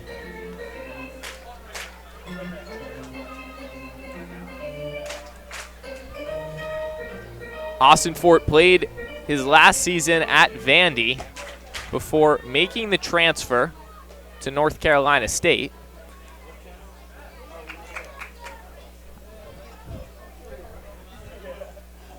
Two on the way. Ooh, at the knees. That one didn't hit him. It was close. It looks like it did not. Didn't react like it hit him. Yeah, it was definitely very close, though. Kind of bounced funny in the dirt. Might have touched his feet, just not in the air. And for Matt, you mentioned that his transfer to NC State, he said as soon as he got on campus, he knew. Like, he had about 24 hours to get down. During the season, yeah. During the season, during our season, he missed a game, and he had about 24 hours to get down before some sort of deadline, I believe, that NC State needed. Was able to get a flight, and as soon as he got down there, he said, "This is the spot." Portal is a huge part of any CBL baseball as Austin Fort takes his second walk of the day. Brings up Randy Seymour, the shortstop. Seymour had that foul pop up to Beck Milner in the second. Try to put the ball in the other direction this time around. Austin Fort, one of many guys who use the NECBL to elevate their portal, to show coaches what they're about, especially for guys who might not get opportunities at a powerhouse school like Vandy.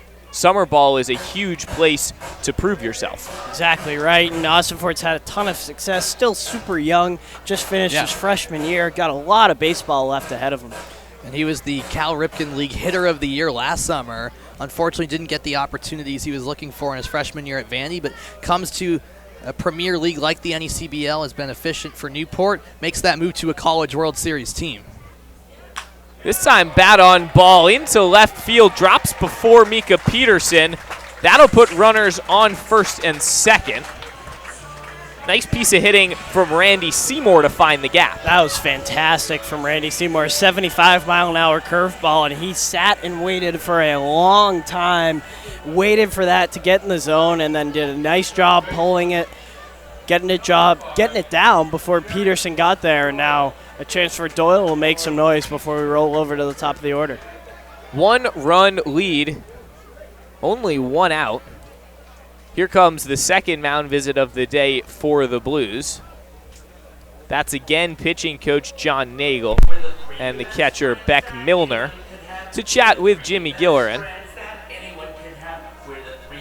He'll likely stay in the game, but the leash getting shorter as he's 3 1/3 into this game. Yeah, I mean, at this point, it's just a visit for sure. Gillerin can very well still get out of the situation. 1 out, runners on first and second. In fact, a double play is in play here still for Bristol. But you want to be extra conservative in the postseason in big games like this. Sure, it's game 1 of a best of 3, but if you're Bristol, you want to keep this a close game, keep it within reach down the stretch. And I think this is a perfect opportunity to shift into the conversation of NECBL rules. A lot of people have talked about putting a pitch clock in the NECBL. A lot of people have talked about limiting mound visits, all types of rules that you see in professional ball, in the minors, in college, and a lot that the NECBL doesn't have at the moment. Interesting conversation. You'll hear a lot of different opinions from different folks. My view, I think a pitch clock could be really helpful for a lot of reasons. Yeah, I think there should be one. Popped up in the infield, Jordan Payton getting under it, falls to Vince Bianchina. There's your second out of the inning with runners on first and second. Brings back the top of the lineup. So Nico Brini led off in the third. He'll come back with 2 outs in the fourth. A ghost has entered the booth. The lights are flickering more than we can imagine. Yeah, I've never seen this happen before up in the booth, but we're doing just fine. We will survive. Brini singled in the first, then a far pop out to right field in the third. A single likely scores Matt Austin Fort. Also could score Seymour depending on the speed and the placement. Again, the Gulls up by 1 at the moment. Sorry, guys. Is there a baseball game going on? 1-0 on the way. Hit deep into center field. Backing towards the wall is Gregor. And that one is gone! Second of the day, a 3-run knock puts the Gulls up 4.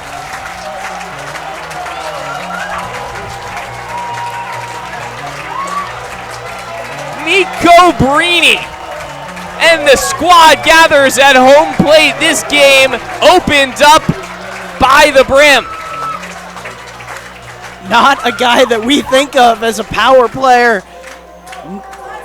I'm looking right now to see if he has any home run. 1 home run on the year, his second of the year. And that was in Danbury. This was his first home run ever at Cardines Field. He didn't have any all of last summer, Brendan. That's a really far carry. There's a little bit of wind helping him coming off of the ocean from our left. But unbelievable from Nico Brini. Not something that we're used to seeing. I was almost shocked seeing it happen in live, but. And right after the mound visit, too. 3 RBI shot. Wow. Brings up the man in Andrew Duncan, who just hit that solo shot last inning, his last time up. This time takes one close to the head.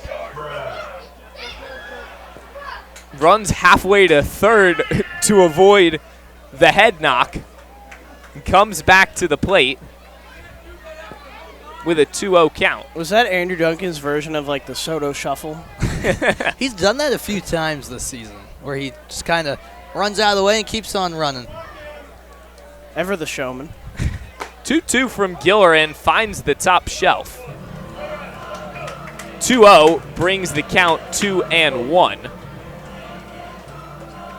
Bottom 4, your score's now 5-1. Newport up 4 runs. This time, another gapper. Will it get to Solinsky? It will.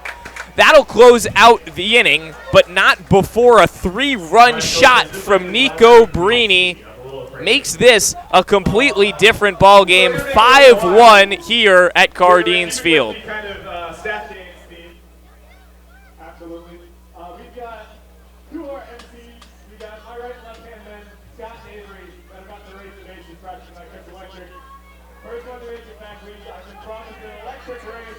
Get loud, Gulls fans. Count them down. 3, 2, 1, go. Hey, Tom, can you hear me? Yeah, so, no worries if you can't fix it, but there's like, for some reason, there's like extreme peaking within our headsets. I don't know why that is. Okay, thank you. Appreciate it. Yeah, that seems like it's better. Thank you. Yeah, appreciate it. Thanks, Tom. And if the weather holds out, our goalie race is coming up at the end of the 6th inning. But for now, I'm going to go hide under the cover.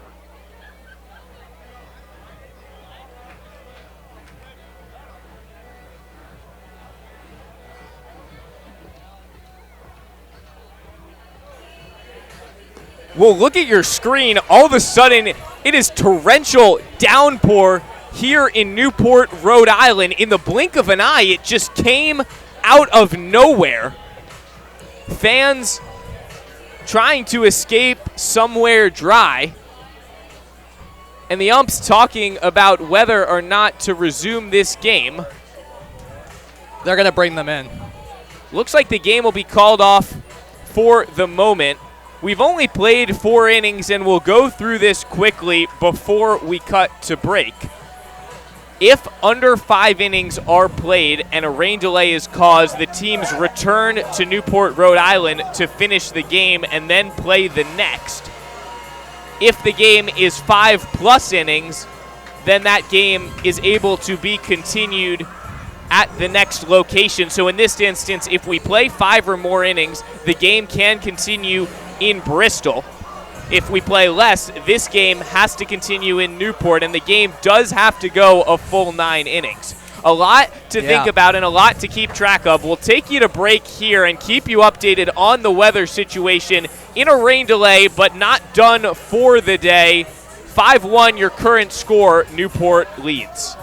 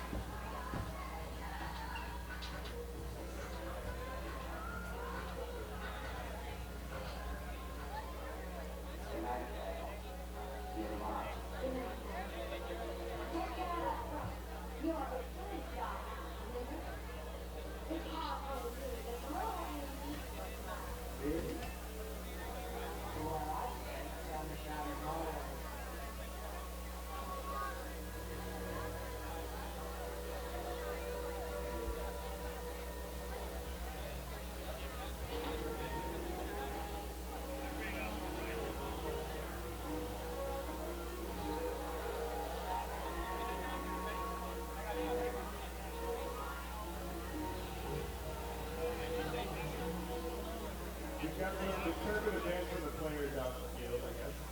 You either get singing in the rain.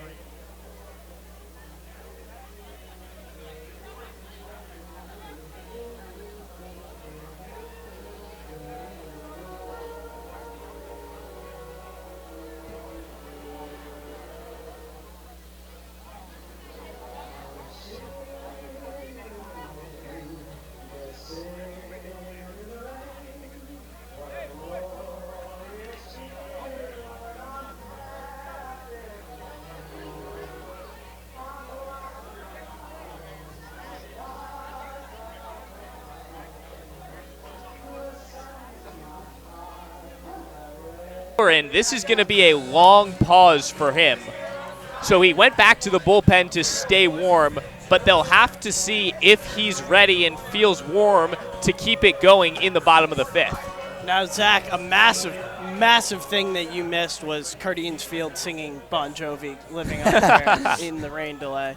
Absolutely belting it out. Fantastic job by the crowd.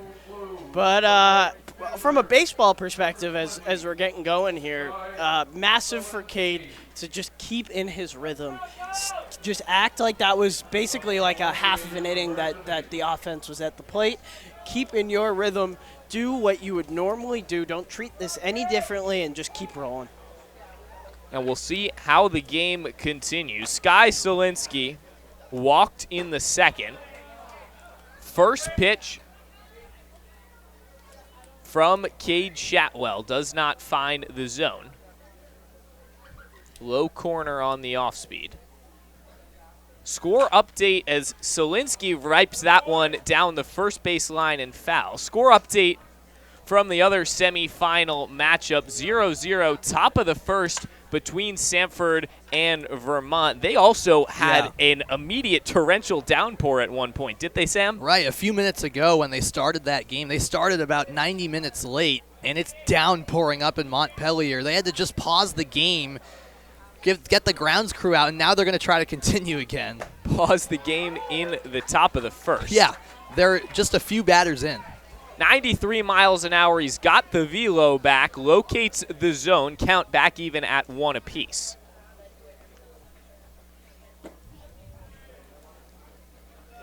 Low and away on pitch 3. Sky Solinsky looking to get the bats moving for the Bristol Blues. Only one run on the nice base running and nice strategy from Gavin Greger and company. Blues now have a 4-run deficit to make up. Swinging and going down is Sky Solinsky. Cade Shatwell looks A-OK, and that's his third strikeout of the day.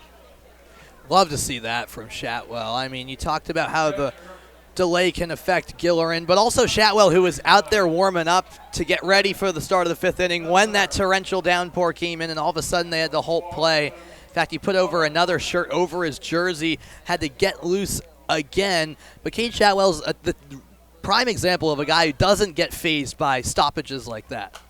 Beck Milner fouls it back towards the press box, swinging on the first pitch. Shout out to Netting Pros. Official netting sponsor of the NECBL. 0-1 coming towards Milner. Milner struck out in the third. Cracks this one in the gap, makes its way to the outfield. Nico Barini is on top of it, but there's a base knock for Beck Milner, his first of the day. Nice job from Milner sitting on that off-speed pitch, waiting till it comes in on him, driving it to the opposite field. Man, with Milner being the number 8 hitter as well, if with one out, all of a sudden, if Bianchina can find a way to get on base, whether that's a walk or a base hit, you're flipping things back to the top of the order, and it could signify some trouble for Cade Shatwell, who, to his advantage, has that 4-run insurance to work with, but you want to keep it 5-1 game here if you're Newport heading to the final innings. Bianchina up to the plate, Mika Peterson on deck. Bianchina check swing. Did he go? Yes, he did. 1 for 1 on the day, a base knock in the third. Eventually got out at second in that third inning. It's a third inning with a lot of potential for the Blues. They couldn't capitalize. That one right to Seymour at second, going for the double play. A low throw pick, unsuccessful. But a nice backup by the Newport Gulls. Advancing to second, or not advancing to second, is Beck Milner. Bianchina will stay at first after the low throw from Randy Seymour on the double play attempt.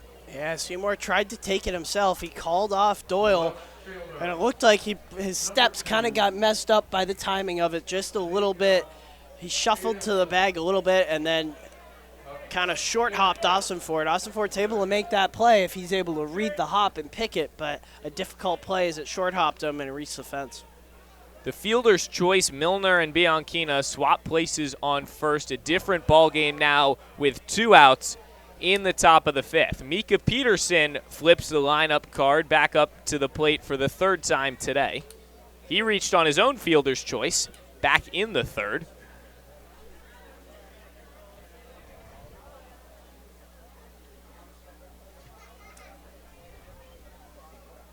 Long pause for Shatwell. 1-0 on the way.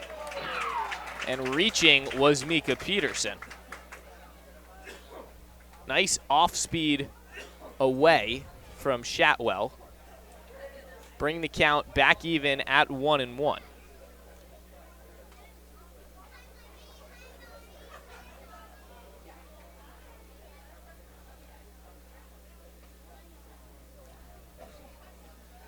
One and one on the way. Peterson looks at a low fastball. Puts the second ball on the scoreboard. Peterson was a semi-professional at the junior level hockey player. So a baseball star and a hockey star, was drafted into the highest level of junior hockey. Didn't ultimately play. Cracks that one towards the catcher, and Minnick makes the throw to first. I want it on the record that I was not the one that brought up hockey on the broadcast, as Sam often likes to point out. That will do it in a quick 4-batter inning. The Gulls take care of business after the delay, still holding on to the 4-run lead and coming back with the bats in just a minute.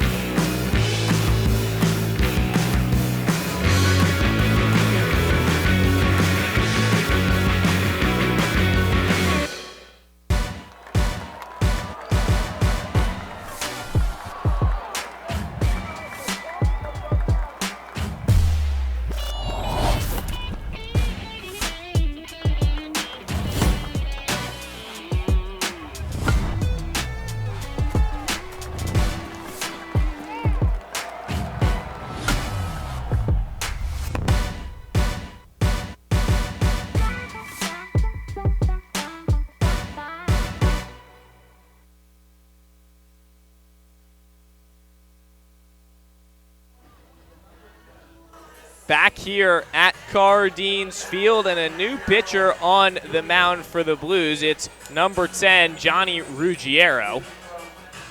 Turns out Jimmy Gillerin will call it a day after 4 innings and the long pause. Final line for Jimmy Gillerin. Only 3 hits allowed. A bunch of runs, 5 runs, 4 of them are earned. And Ruggiero looks to continue what before that 3-run shot was a dominant pitching battle and pitching momentum that had carried through that first round for the Blues. Right, and yeah, I think if that rain delay hadn't happened, there was a good shot that Gillerin was going to go one more inning, just allowing 4 hits. Unfortunately for him, 2 of them were home runs, and didn't get a strikeout to his name. But I had a feeling, because his pitch count was still in the 60s before that he was going to go another inning. But that rain delay definitely made it, I guess, an easy decision for Bristol to say, all right, we're just going to go to our bullpen now, play it safe here, because you got to keep this a 4-run ball game. You can't let the deficit get any greater, Brendan. Correct, and if it was kind of a 50-50 on the fence type of decision for the Blues coaching staff, that rain delay certainly made it easier because of kind of the way it went about in a long break and decided to end the day for Gillern. Ruggiero will make his 10th appearance of the year. Holds a 2.07 ERA in just under 9 innings pitched. He's usually a 1-inning type of guy. We'll see how long they play him in this playoff contest. Facing the 3-4-5, starting with the man in Dixon Williams, the best hitter on this Newport squad. Williams fouls onto the street down the third base line. Rain picking up again here as that camera showing you. Sporadic rain is the prediction through these middle innings. At the knees and low for ball number 2. Talking to pitching coach Kevin Long before the game of Newport. We were talking about the weather tonight and this week, and he said, let's just play ball. I agree. I think we're all in agreement there. Can't locate on ball 3. 3-1 count towards Dixon Williams. If there's anyone you're going to walk, you're fine if it's him. You just don't want to put the ball in the middle of the zone. 3-1 pitch. That one taps the dirt. Ball 4, and Dixon Williams will reach his 3rd time today on his 3rd free pass. That's as good of a result as you can have if you're a defense against Dixon Williams, basically. I mean, he's just too efficient at the plate to attack him and come at him and force him the issue, and giving him a free pass, saving your pitcher a battle is not a bad thing. Now it brings Tyler Minnick. Minnick 0 for 2 on the day. Lines this one into left field. It'll drop before Mika Peterson. Rounding third is Dixon Williams. He'll stop there, and a stand-up double. Now 2 in scoring position, and a heck of a way to start off the bottom of 5 for the Newport Gulls. Tyler Minnick absolutely roped that ball all the way up. That's a long carry to that left field fence. Not something that we see very often, Sam, is a ball that carries all the way to that left field fence. And Dixon Williams on his horse decides to hold up, and now a dream scenario for Tyler Hare as he steps into the box. The left fielder, Peterson, also slipped there at the fence, quickly regained his footing, or else that could have been a run for Newport with Williams coming in. Brings up Tyler Hare. You said it, Brandon. Not the guy Bristol wants up to the plate, but definitely a guy Newport feels comfortable with in this situation. No outs, 2 in scoring position. A tough start to the inning for Ruggiero. Swung on by Hare and controlled by Beck Milner as that ball gets away from the catcher. Tyler Hare 0 for 2 on the night. A putout from Dean O'Neill and a pop-up to Jordan Payton in his first 2 at-bats. On the season, hitting right at that 250 mark. Yeah, it's been an interesting summer for Hare, as there's now actually going to be a conference. Newport assistant coach Luke Beckstein protested something to home plate umpire Marvick Gomez, and that's warranted enough for the entire umpiring crew to meet. Potentially a balk? Yeah, I don't know. But the Newport dugout was fired up afterwards, kind of clapping for Luke Beckstein in terms of bringing up the potential issue to the umpire, and it's clearly at least making them have a conversation about it. Hey, that's impressive from a coach to yield that type of conversation, if nothing else. Usually it's a bunch of yelling and no actual conversation or result. Right. Beckstein was arguably Newport's best player in last year's championship run. Just finished up his senior year at Northeastern, and now on this coaching staff. He played for the Gulls the last 2 summers, and then he CBL All-Star last year. It looked like his complaint didn't quite pay off, but made them think about it. Still runners on 2 and 3. In the zone and just low at bat for Ruggiero. I believe Luke Beckstein will be on the Kansas State coaching staff Yes, next spring. correct. Big congrats to him as well on that. The Blues have one of their own former players on the coaching staff. That ball in the dirt for ball 3. Rain coming down again. Light enough where play is continuing, but toying with a dangerous amount.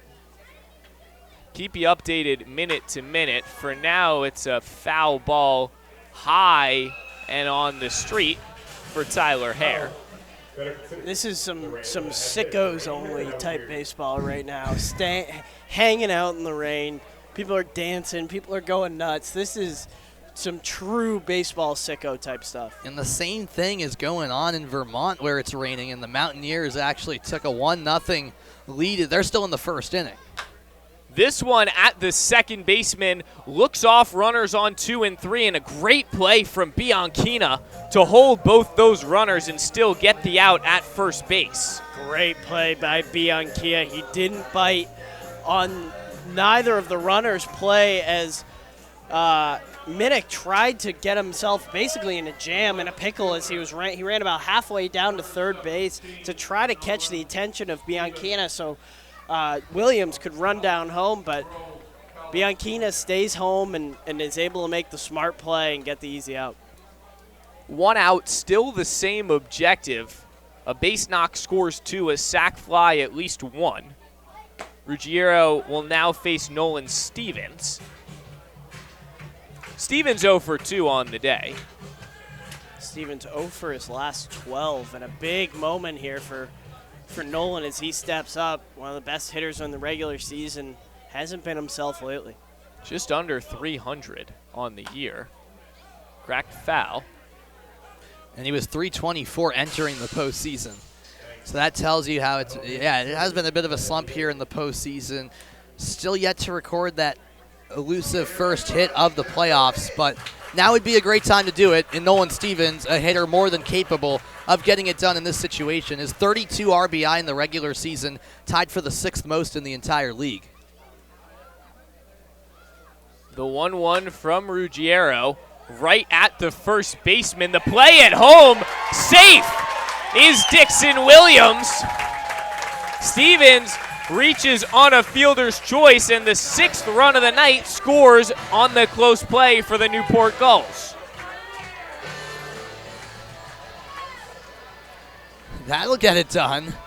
Nolan Stevens in a bit of a hitting slump as mentioned, but in a situation like that, that's more than enough right there to get the job done. With the speed Williams possesses coming in from third, that's going to get the job done. The throw is close, but clearly came in late, and it scores a run for Newport to further extend this lead. A great job by Newport coming out of the delay and not stepping off the gas offensively. And the rain has paused once again. So it's 1 run poured in so far in the 5th. Still only 1 out, runners on the corners. A lot of contact on that first at-bat for Matt Ossenfort. Ossenfort 2 walks today. Did score a run as a part of that crew on the Nico Brini 3-run shot.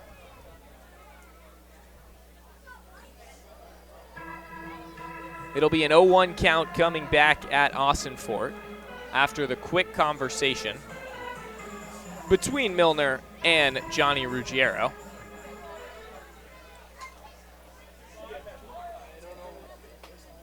Runners on the corners, 1 out, bottom 5. Ruggiero likes the call, deals, breaking ball finds the zone. 74 dropped right in the zone. Really difficult pitch to hit for Ossenfort, especially if he's sitting fastball. Painted the corner, did Ruggiero. Ahead 0-2.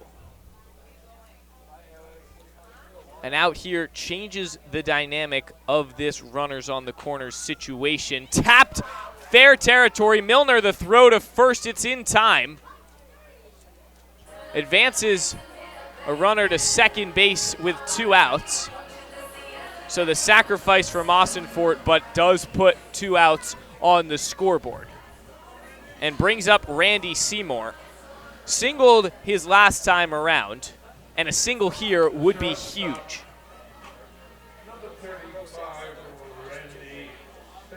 Yeah, and Seymour can get it done in these moments. 20 RBI in the regular season. He only had 1 hit yesterday in Game 2 against Valley, but that 1 hit drove in a run as well. So he thrives in these situations. Big situation for Ruggiero to get out of. This one cracked towards the third baseman. Ferrara across the diamond, low towards O'Neill in the glove. Saves that score at just 1 run in the 5th. 2 runners stranded for the Gulls, but the gap increases to a 6-1 lead. 5 runs Bristol needs to make up in these next 4 innings. From Dorado, Puerto Rico. Julius Longers from Germany, from Berlin. For Alberto Alonso from Madrid, Spain. At this point, Kabbalah and Burley will be our first batters.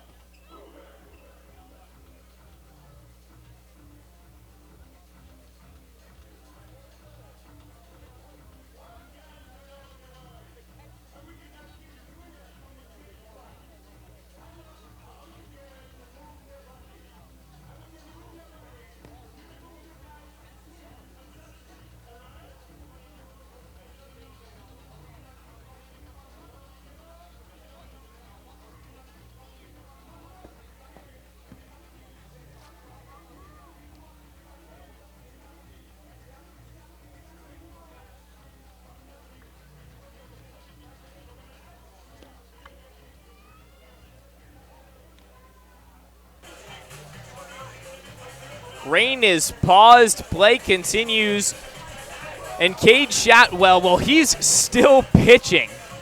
A long break and 5 innings later, still finds himself on the mound, has only allowed 1 run on the day, and it wasn't even earned. In the booth, Zach Brody, Sam Reese, Brandon Locke hanging out with you. Pretty skyline in Newport you can see on your screen. Yeah, I mean, the storm came through, but it also made for kind of a cool sunset a little while ago where the clouds were a purplish color, now transforming into some yellow type of color. Pretty cool. Very artisanal of you, Sam. I don't know what that means. Official weather report from Sam Reese. I'm just observing the clouds. Cool stuff.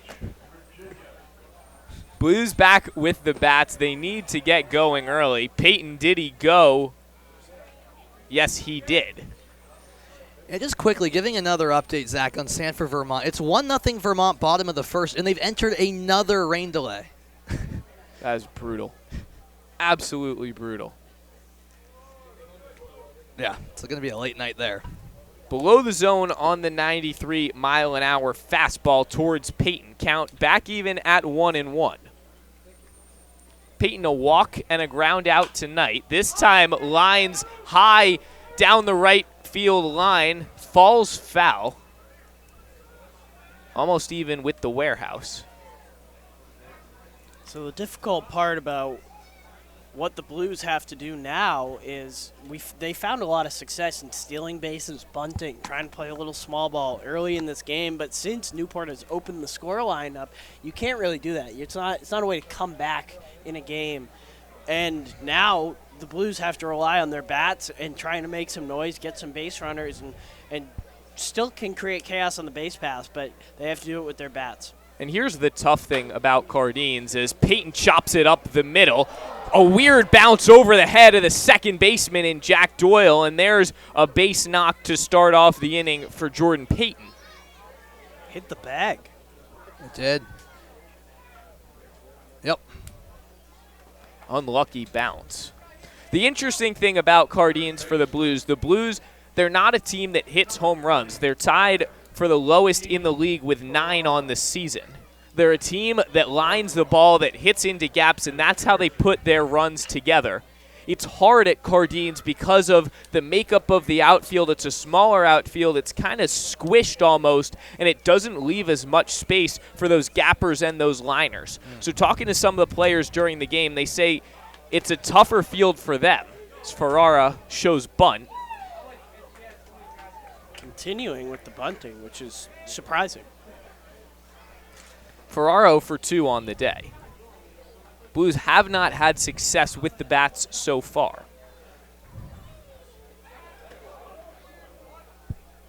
Check in at first. You mentioned those home run numbers, which I find really intriguing because Bristol, with a 271 batting average as a team, was actually second best in the league, yet tied for the fewest home runs. Obviously, the ballparks play a massive role in that, but for comparison, Bristol has 9 home runs this season. Newport, including tonight, now has 41 in contrast. Just shows you the contrast in ballparks these teams play at. It shows you the different success styles. That one looped to the outfield, finds ground in that trifecta of players in Doyle Ossenfort and Nico Brini. Just falls where it needs to. And there's back-to-back base hits for Jordan Payton and Dean Ferrara. Yeah, difficult play for Ossenfort as he was stationed on first base trying to hold the runner up, and now he has to retreat all the way to that back grass for a ball that's dipping quickly, and just no chance for Doyle or certainly not Brini down deep right field. And we said it a minute ago, this is what the Blues have to do if they want to come back.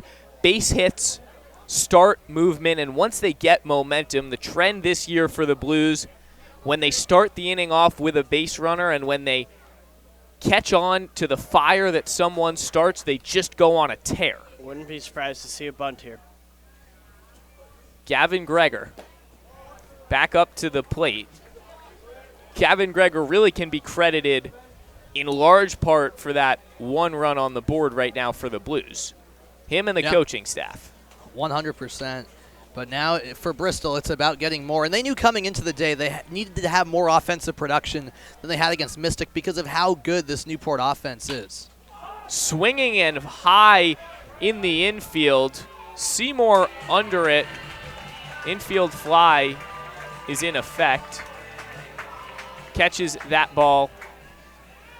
And now 1 more away for the Blues. First out of the inning brings up Dean O'Neill. Momentum stomped on. O'Neill will try to pick it back up where Dean Ferrara left off. I think Randy was struggling with getting the rain in his eyes as he was looking up. He was saying something to Jack Doyle, pointing at his eyes. I think when he looked up to track that ball, the rain just fell directly in his face. O'Neill 0 for 2 on the day. In the dirt, now stealing. Jordan Payton, a close play coming at third. Ball lost by Dixon Williams. They'll advance on the wild pitch. That's Payton to third and Dean Ferrara to second. Now 2 in scoring position, 1 out for the Blues. This the best opportunity they've had today. Yeah, it looked like Minnick might have a chance to get that ball down, and the throw had plenty of time as he threw down to Dixon, but it just short hopped him in a difficult play. I think it caught the heel of Dixon's glove and just popped straight up in the air. Runners on second and third. 1 out from Gavin Gregor, and Dean O'Neill, a base hit, scores 2. Shotwell deals, bat on ball through the infield. 1 scoring, Dean Ferrara coming home. No play at home, and a RBI, a double, 2 RBI single for Dean O'Neill. Brings this game to within 3 runs. Listen, it doesn't have to be pretty as long as you get it done. You know, Jordan Payton and Dean Ferrara with back-to-back kind of unorthodox singles to start this inning, but you don't care at all if you're Bristol trying to start a rally, and then they're just good piece of contact from O'Neill, and what does it do? It drives in both runners who are in scoring position. We've got a game again. Up the gut, scores 2, brings up Joe Muzio. Muzio 2 flyouts on the day.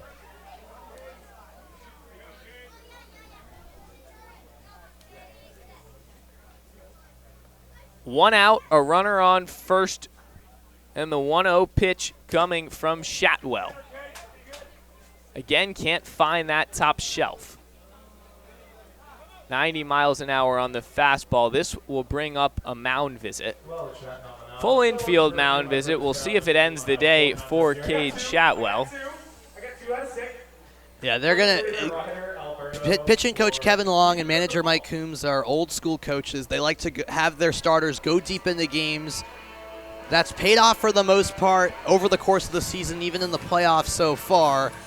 And Cade Shatwell is at the top of that list in terms of guys the Gulls trust to get out of situations like this, limit the damage, and go at least, through this inning and get 6 under his belt. So they're gonna leave him in. They're gonna trust him. That's the belief Kevin Long and Mike Coombs has in Shatwell, and understandably so. I mean, he's backed it up with some really good performances this season. Even when facing adversity, Shatwell has proven that he can get out of these type of situations, limiting that damage done. And it'll be interesting to see how he gets out of this 6th. It's easier, but still not easy, as he's got that runner on first. Don't see a lot of activity down in the Newport bullpen either. Muzio cracks it foul. Count goes 2-1. Muzio DHing after a hot start with the bats, hitting .429 in his 7 at-bats. Low sample size, but doesn't matter if you get a hit. A hit's a hit. Again, doesn't matter if it's pretty, doesn't matter what the sample size is. Roped into center field. It will not go off the wall. And a nice play from Andrew Duncan to bring it in near that odd gap in center field. See the replay there? Yeah, even through the rain, line drive like that was tracked all the way through by Andrew Duncan. But that rain's certainly a factor. You can see it falling down there. It's picking up literally as I speak, and will continue to play a role. It's weird. It's kind of like an on-off switch. It's gone on and off maybe 3 or 4 times at this point. Can change any second. Hurricane weather. As we experienced in that 5th inning. Checking in on Dean O'Neill, and Sky Selinski up to the plate. Selinski 0 for 1 on the day, a walk and a strikeout. Shatwell, 5 2/3 so far. Second base ump. Looks like he might call the game, at least for another rain delay. A pitcher. It appears to be something on his hand. That's the trainer for the Newport Gulls. Did he potentially cut himself? He looked That's a good question. As soon as he threw down to first base, he looked straight at his hand. And that rain's picking up quite a bit. Yeah, this could be concerning for Newport, but Cade Shatwell, one of the fiercest competitors you're ever going to see. So stays on the mound. Yeah, Newport has to play it logically here because Cade's the guy who's going to say, I want to stay in no matter what. And you got to love that competitiveness out of him. But that being said, if it's anything serious here, as we see manager Mike Coombs coming out, then you got to take that into account with the stakes being so high and these being the playoffs. They're going to give him a few pitches to test it out. Looking to see if he has any tape or a potential Band-Aid on his hand. Didn't look like they did anything, just looked like the trainer came out and took a look at the hand. Rain really picking up here. No signs at this point of stoppage. Again, we've gone on and off a dozen times. So Sky Selinski will finally see a first pitch after the check-in at first and then the check-in on the hand of Cade Shatwell. First pitch, low and away.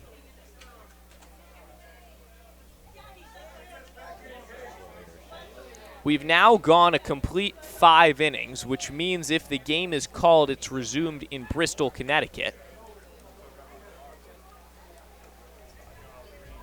1 ball, no strikes, 2 outs. The situation in this top of the 6th.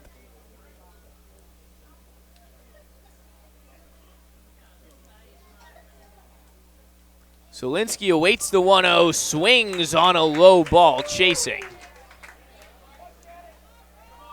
Back even at a 1-1 count. The Newport lead only 3. Was once as big as 5.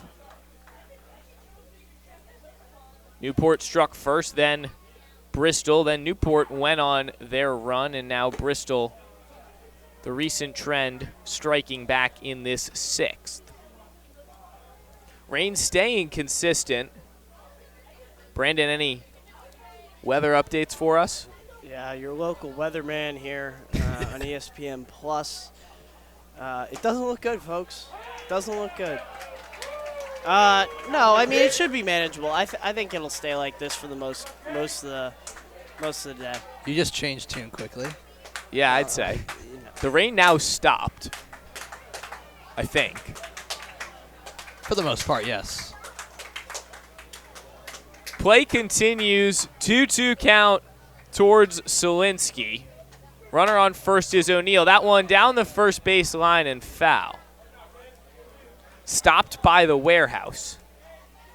Best right fielder in all of the NECBL. It can be a dangerous one, too, if you're out in the field. We've had a couple of run-ins. Close calls, yeah. A couple of run-ins. Yeah. The Warehouse can be an issue. There's also a jut out of the fence in center field. There's also a light pole in there's play. A light pole circa the Houston Astros having the American flagpole out in center field. Character. Just builds character. Exactly. 2-2 swung on. There goes Sky Solinsky. 2 runs allowed, but out in 6 batters. The Gulls still hold on to a 3-run lead through a wacky game. We head to the bottom of 6. I do, unfortunately, have to know.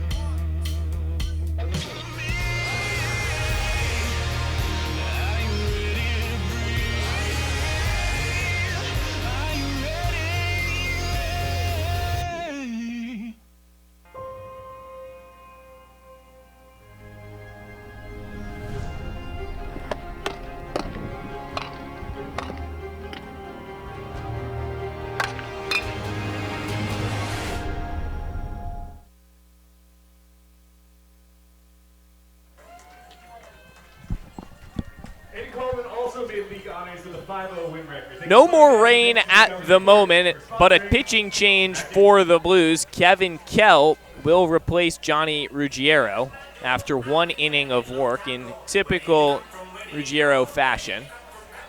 Kell's started a few games for the Blues, so interesting to see him in relief. But I guess you'll see anything in the playoffs. He's started 6 games, has appeared in 9, so he's seen relief appearances before, but it's not commonplace. Music bumping here. The fans that remain are having a good time with Cotton Eye Joe, and I have to say I'm a bit disappointed. I don't see any dancing from the camera crew. I'm telling you. It's because Brendan's not there. There's only one who can bring the electricity. Who's that? It's your boy. It's your boy. Kell, the Fairfield Stag from Telford, PA. 6.46 ERA, a little bit inflated in his 24, almost 24 innings. 26-17 strikeout to walk ratio on the season. Spending his first summer with the Bristol Blues. His dad, Rob, played baseball at Temple and then was drafted in the late rounds by the former World Series champs, the Texas Rangers. There you go. We see that a lot in the NECBL. Yeah. Siblings, parents, cousins who are college or professional athletes. Definitely. And we see Kell getting loose. Kevin Kell, actually a pitcher that I happen to be a little bit familiar with because he was in the league I was in last summer, the Perfect Game Collegiate Baseball League, and He played for the Mohawk Valley Diamond Dogs, was one of their best starters, so this is new to me as well, seeing him in that bullpen role, but he was almost exclusively utilized out of the bullpen this past year at Fairfield. In fact, it was him and Aiden Colagrand, the Fairfield duo, that were two of the best pitchers in the entire Perfect Game League last summer. Aiden Colagrand is playing for the Sanford Mainers this summer as well. And then you also have one of the better Fairfield U hitters on this Bristol team, right, in Dean Ferrara. They have some good products. What did you say the name of that team was? The Desert Dogs? The Mohawk Valley Diamond Dogs. Oh, that's spectacular. Yeah. That's just, their field is in middle of nowhere, Little Falls, New York. That's just tremendous. A lot of baseball in that league. Even more than the NECBL, which is hard to imagine. Rain switched back on here in Newport, Rhode Island, but we'll play through it. Kell takes a deep shot from Jack Doyle. It'll go off the wall, bounce towards Solinsky, running towards second, and retrieving it towards third is Dean Ferrara. Stand-up double for Jack Doyle, gets the inning started. Kevin Kell doesn't even get through a batter before an extra base hit. Jack Doyle, another bat that struggled throughout the month of July and didn't have his best, and now in the last 2 weeks or so, 10 days to 2 weeks, he's really turned on a home run and now rips that double off the wall, but we've seen a lot of success from Jack Doyle. When he makes good contact, it's powerful. It's usually going to go off the fence or even over. I mean, he now has... He went 2 for 3 actually as well in Game 1 against Valley, but a decent amount of his hits have either been doubles or home runs now. Brings back the top of the order in Nico Brini. Brini, one of the better stat lines on the night, 2 for 3 with a single and that 3 RBI home run.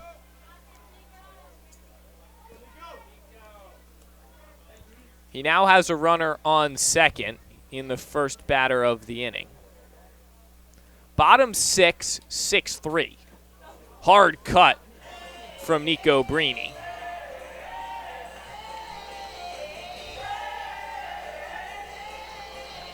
Score updates, we'll bring them to you after this next pitch. Obviously, the winner of this series will face the winner of Sanford and Vermont.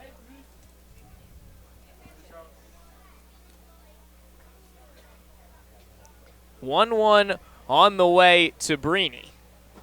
Another hard cut, chasing at the low ball. Score update from the other side of the NECBL, Sam. Yeah, so they're back underway in Vermont. So they had kind of a quick delay like we did here at Cardines. The problem is they started that game about 90 minutes late because of the rain originally. So they've gone through 2 delays. So it's now the top of the second inning. Vermont with the 1-0 edge. NECBL never ceases to keep things interesting. 3 straight chasing swings for Nico Brini, and after the big home run gets a little bit too aggressive, retired by Kevin Kell. That was smart as well from Kell because he knew that Brini was going to continue to chase after that pitch, so why not continue to go to it? Down in the zone, and Brini kept falling for it. Don't really blame Brini the way he's swinging the bat, hitting his first home run at Cardines in his 2-year goal career in his previous plate appearance. Hard to change it up and not swing for the fences after an addicting 3-run shot. Runner on second is Doyle. Now up is the 2-hole hitter and Andrew Duncan. Duncan also had a home run of his own back in the 3rd. Home run, a walk, and a fly out to right. So when he's gotten a bat on ball, it's gone the distance. Deep outfield or further. Sinker in the zone, 76 off speed. That's a really nice pitch to level up the count at 1-1. Kell, look for him to go distance in this relief appearance. As we said before, preserving the bullpen so important as you get deep into these playoffs. Another nice sinker to put 2 strikes and a ball. That time at 72. Not sure if they were the same or different pitches, but really, really, really impressive. Especially it looks like Duncan's sitting fastball, and he drops those 2 in the zone. 1 ball, 2 strikes. Duncan at the ready. Kell looks off Doyle, delivers that one past the glove of Peyton. Rounding third is Jack Doyle. He'll put on the brakes and put runners on the corners with only 1 out. A dangerous situation brewing for the Newport Gulls. Kell went to the well a couple too many times. I actually didn't even mean to do that one. That was good. That was good. But he went with that off speed one more time, 78 over the middle, tried to put Duncan away with it. Duncan sits on it, pulls it in to near left field, and now with the best hitter in the league at the dish, not a lot of places to put him. The Gulls are in business. Number 1 in batting average of the Newport Gulls, number 1 in batting average in the NECBL, and number 1 on his jersey, Dixon Williams. He's reached base all 3 times he's been up today. He hasn't recorded a hit yet. And that's prime Dixon Williams. I mean, an insane batting average, but when he's not hitting the ball, he's still getting on base almost every time. On base percentage even higher than that batting average. 90 on the fastball, gets away from Kell. Kell a double, then a strikeout, then a single in the first 3 batters he faced. It's Dixon Williams up and Tyler Minnick, number 45 for the night, on deck.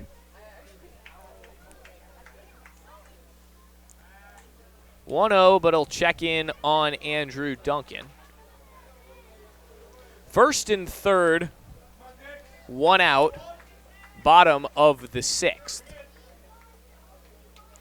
For the moment, the rain is on pause. Kell likes the call. Gapped into the outfield from the lefty. It'll score 1. Andrew Duncan stops at third. Again, runners on the corners, but 1 more run on the scoreboard for the Gulls. It's just such a dangerous Newport offense, no matter where you look in the lineup, but particularly this top of the order, where you got an in-form Andrew Duncan who's been tearing it up these playoffs. Dixon Williams has been doing this throughout the entire summer. He's now reached base in all 4 plate appearances, but that was his first hit. Adds an RBI to his name. Already the 4th of this postseason for him. It's just a plethora of riches that this batting order for Newport possesses, no matter what lineup, really, Mike Coombs throws out on a night-to-night basis. Brings up Tyler Minnick. And if you go back to that last at-bat, the Blues infield, a major shift. Peyton was trying to cover second, so he was pinched in, and there was also the lefty shift. And he hit it right where Peyton would usually stand. It was a hit and run. Duncan went, and that was why Peyton got dragged, because he thought he was covering second. It was a beautifully executed hit and run. 0-1 towards Minnick. Locates high in the zone. Pushes an 0-2 count. Kell finding a lot of success with that off-speed pitch, just dropping it in the zone. Duncan's really the only been the one to find some success off of that pitch. Runners on the corners, only 1 out, bottom 6. Blues need another. Swinging and missing, but a stolen base attempt gets through, and that will easily send the third base runner and Andrew Duncan home. Dixon Williams moves from first to third, once on a stolen base attempt and then on the error.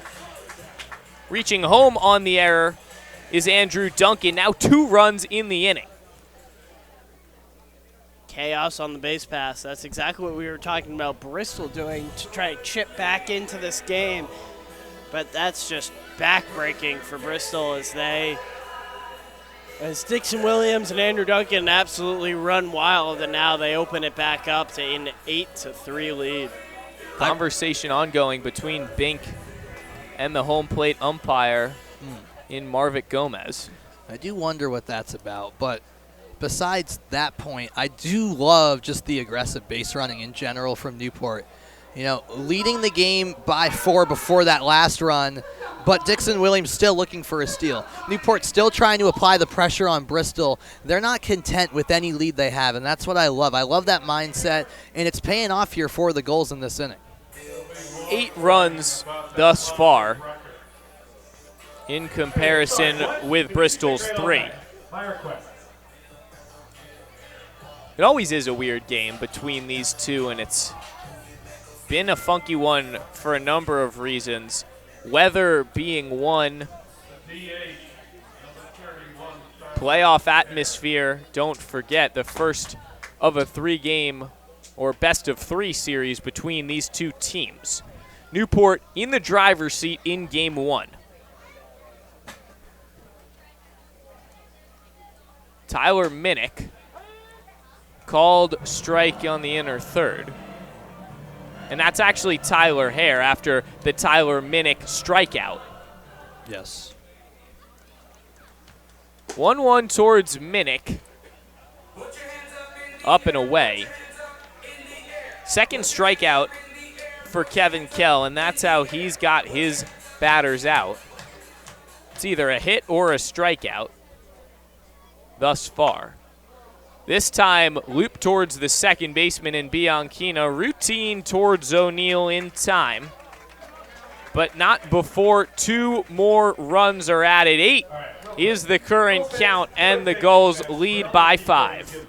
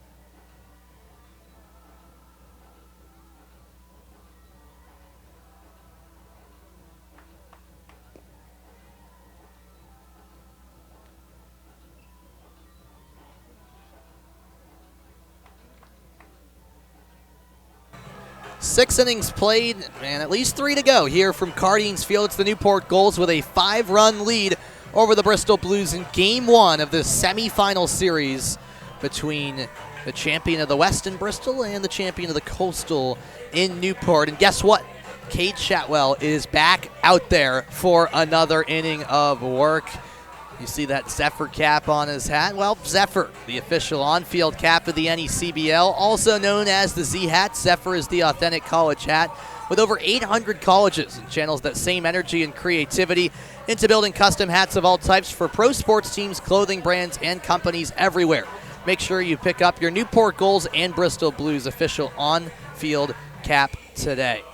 So Chatwell back into the game. He's at 80 pitches so far. I mentioned in his last start he went 101 against Mystic.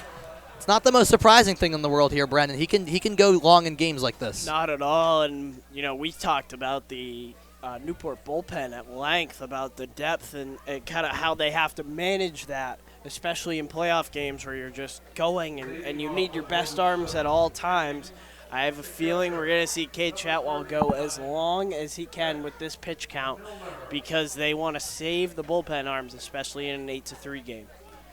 Well, he'll face the 8, 9, and 1 hitters here in the 7th inning. It all starts with Beck Milner out of Boston College trying to spark some type of rally for the visitors. Fastball slashed foul. Almost struck manager Mike Coombs. He had no idea that ball deflected off the net. I think it lightly tapped on. I don't think he even reacted. On his back. He had no clue. He's locked in. Oh, yeah. Shout out to netting pros. 0-1. Netting pros called into action again, and another ball that nearly strikes Mike Coombs. He doesn't care one bit. He hasn't turned his head an inch. I was hitting the exact same spot. Shatwell quickly up 0-2 on Beck Milner, who singled last time up in the 5th inning.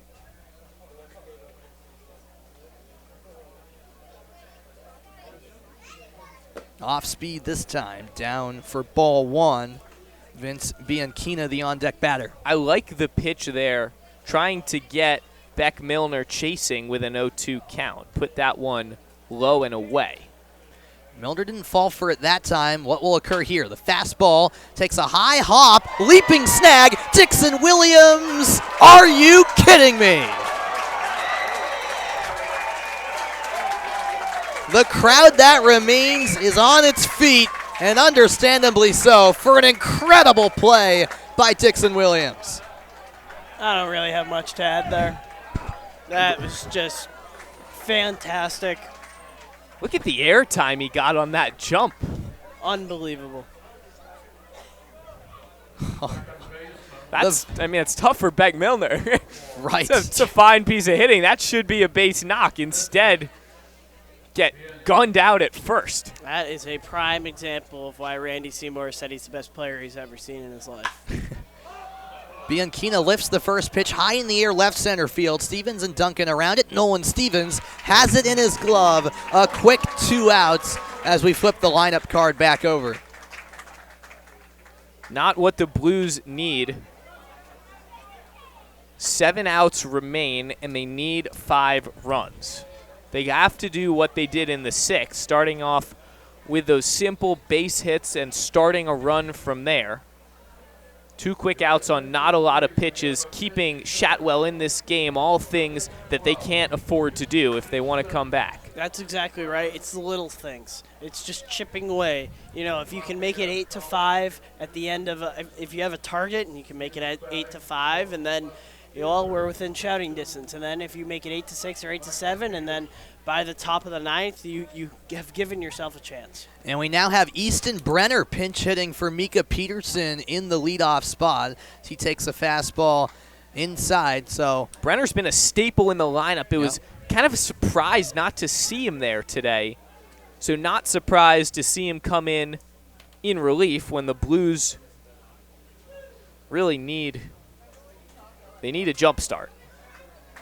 Brenner played in both games against Mystic in the opening round, so to your point, not a huge shock to see him come into the game here in the 7th. 1-0, fastball, hit sharply, and it gets past the outstretched glove of Randy Seymour. The ball actually died down quickly, but still hit perfectly into the gap to the left side of that infield, and Brenner comes in. What does he do? He delivers a hit, his 3rd of the postseason. I will say, interesting, Peterson has been fantastic in left field, has even made some really nice plays tonight. So we'll see whether the day is done for Mika Peterson and whether Easton Brenner takes over at left field. All to be seen. Meanwhile, with the inning extending, it's Jordan Payton at the dish. He singled last time up in the 6th, ended up scoring one of Bristol's 2 runs in that last inning. Newport and Bristol scoring 2 apiece in that 6th as some rain starts to come back here in Newport. Inside, ball 1 on Payton.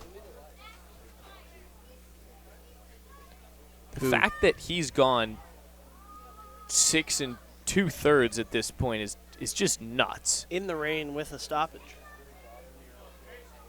Rain picking up. 1-0. Fastball down low. 2 balls and no strikes. This is off the top of my head, but I want to say there have been 4 different times that a pitcher has gone 7 innings for the Gulls this summer. Shatwell, as mentioned, has already done it once. Aiden Coleman did it in a 7-inning game, a part of a doubleheader. Jackson Tier did it when he was on the team. That's down and away, ball 3. And I feel like I'm missing one other one. Rain continuing to pick up pace. 3-0, down low. An ultra-rare 4-pitch walk dealt by Shatwell First time he's walked a batter since back in the 3rd inning. And you talked about his kind of unbelievable strikeout to walk ratio coming into the day. I'll highlight it again just because it's just shocking. 42 strikeouts to 7 walks. And he's walked 2 today. Both of them have been Jordan Payton. Right. I guess if 3 walks actually on the day, Correct. 1 to Solinsky, 2 to Payton. If you're going to walk someone, it might as well be Payton. That was a risky throw. It looked like it slipped out of the hand of Tyler Minnick. And speaking of athletic plays, we saw one from Dixon Williams. Austin Ford had to get pretty high up there to make sure that ball didn't go to the right field corner. We know Austin Fort can get down in the splits to pick a ball, but showing the hops there, elevating up and snagging it, but able to bail his catcher out. 2 on, 2 outs. The pitch, fanned on by Ferrara. It's a really nice pitch. 0-2. This will be pitch number 94 for Cade Shatwell. Any CBL limit is 120. Off the end of the bat. It should be routine for Jack Doyle, and it is. A 4-3 ground out. That might be the curtain call for Cade Shatwell. We'll see if it is. What a playoff performance from the righty committed to Austin Peay. 8-3 Newport in front. It's time to stretch here at Cardines. In the Eisenberg School of Management, we really value experiential learning. By the end of their time here, the students have a portfolio that they can go out with and say, here's what I've done. Here's the clients that I've already worked for. Our alumni are in constant engagement with our program, providing career guidance, insights. So all of our students are able to take advantage of an unparalleled alumni network before and after they graduate. Your involvement with the school doesn't end when you graduate. We have a lot of UMass Amherst alums at Gillette Stadium. We know the type of employee we're going to get when we hire someone who's graduated from this program.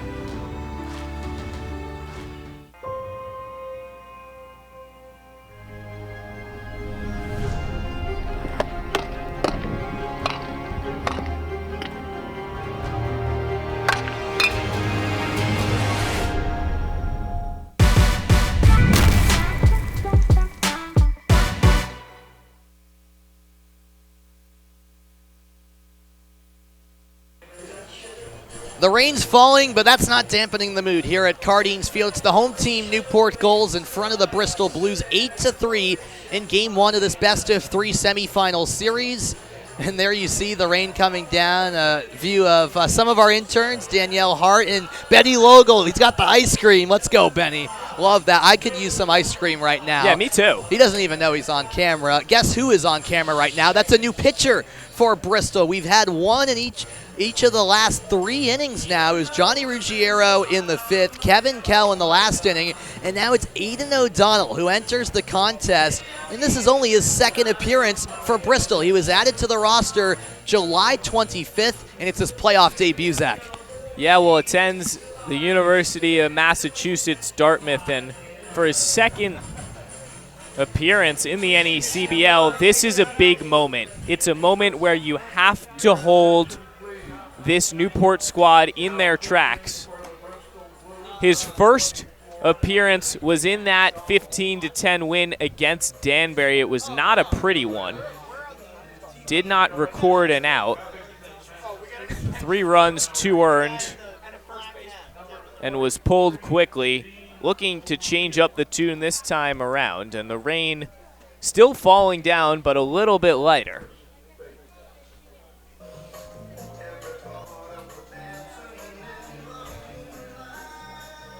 And it does look like, Zach, they're making the umpire aware of a defensive substitution for Bristol.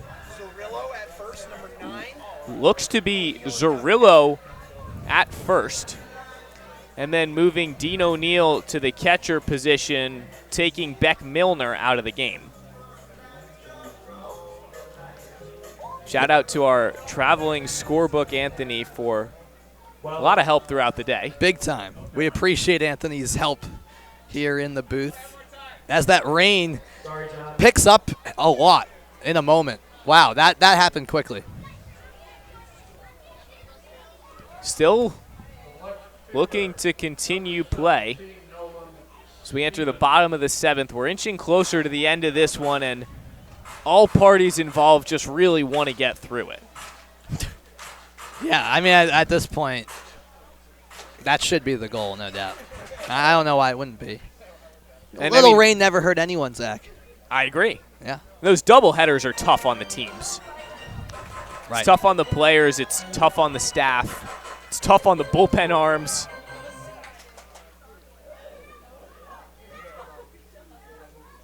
So Easton Brenner, also another substitution for Peterson in left.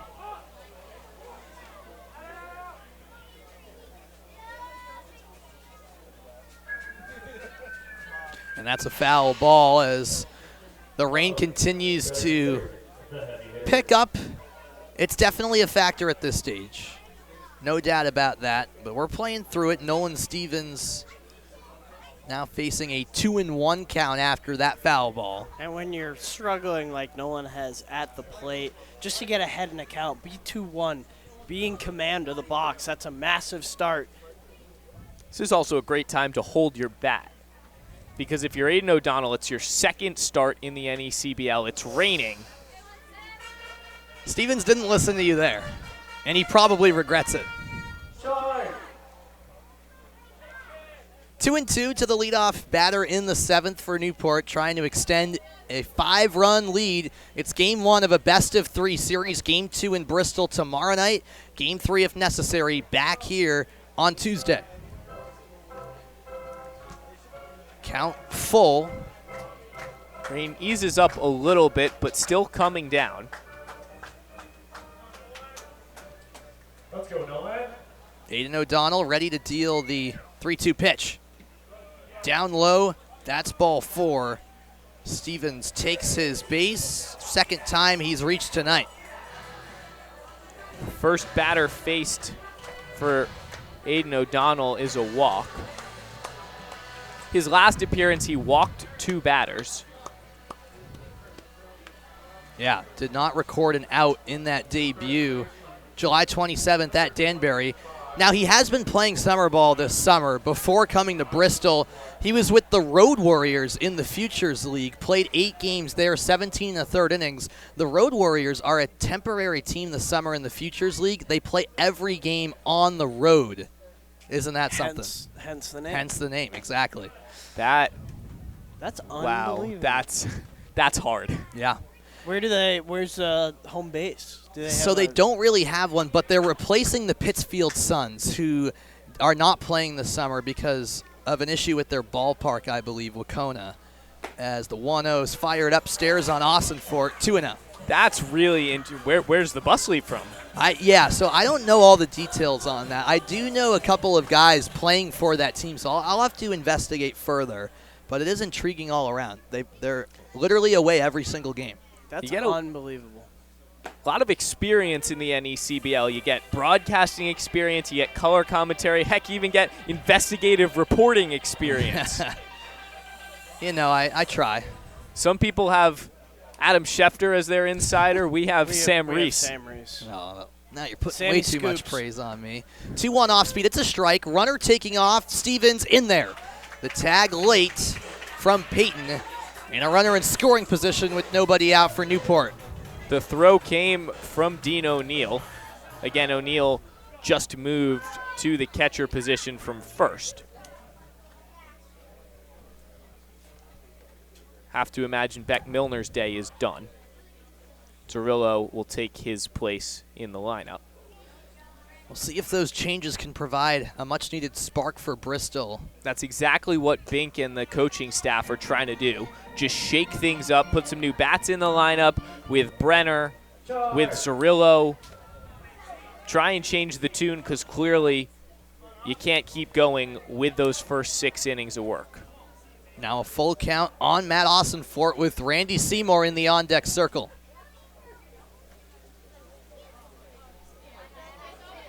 Glance over at the runner, Stevens. Now the pitch. Austinfort gets a piece and extends the plate appearance. He's reached twice, both on walks.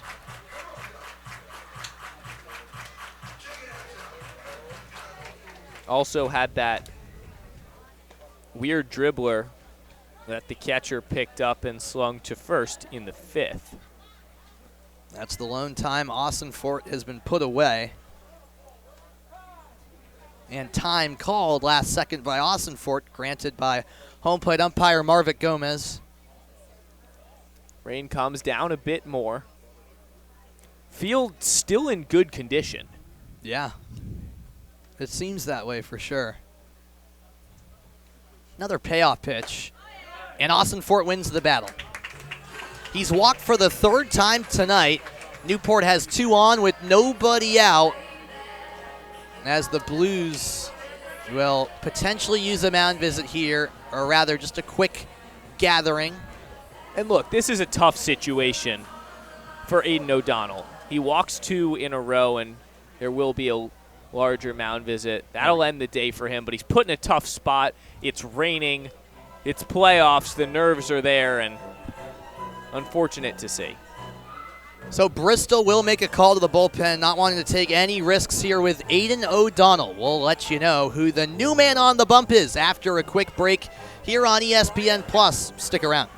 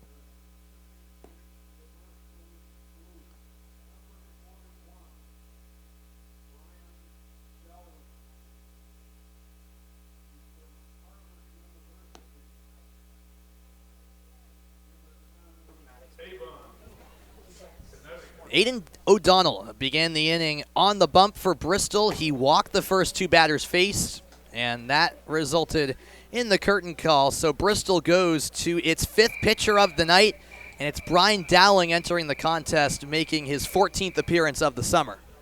Yeah, he's an interesting guy to talk about. Comes from college ball at Harvard, 6'6", so tall on the mound, and he's actually really smart. I remember all the way back. I would hope so. Thank you. It was funny. Back, I think our 2nd game of the year, we were on our way to the Vineyard, and we're on the Steamship Authority ferry. Of course. Official partner of the NECBL.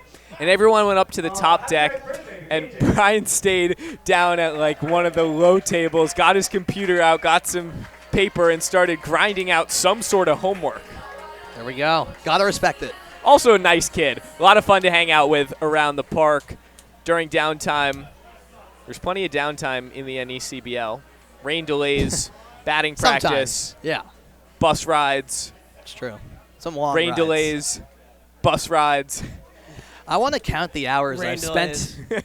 I want to count the hours I've spent in a bus this summer. I don't. Plus the hours in rain delays. That's a lot of hours. I think I would rather not know that. Of all the pieces of information we could gather. Fair enough. It's 1-0. Brian Dowling, the new man on the bump. Double steal attempt here. The throw is in. The tag not in time. Austin Fort safe. Stevens is now 90 feet from home for Newport. A successful double steal puts even more pressure on Bristol. It was a really nice pick attempt from Bianchino. But Austin Fort got there just in the nick of time and puts even more pressure on this tough situation for Brian Dowling. Interesting from the catcher O'Neill to shoot down to 2nd instead of trying to get Stevens at 3rd. Just outside. A good eye from Randy Seymour. Now 2-1. Seymour scored in the 4th after I should say singling earlier on in that inning. That's his lone hit of the night.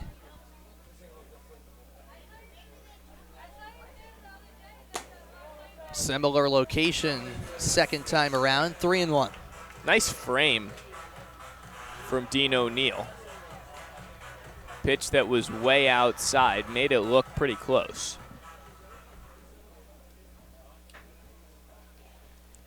Dowling in danger of loading up the bases. Trying to Infield's prevent that here. Seymour lofts one, sky high to right center. It's towards the light pole, and the leaping effort drops. The ball came down, and Randy Seymour delivers here in the 7th. Both Austinfort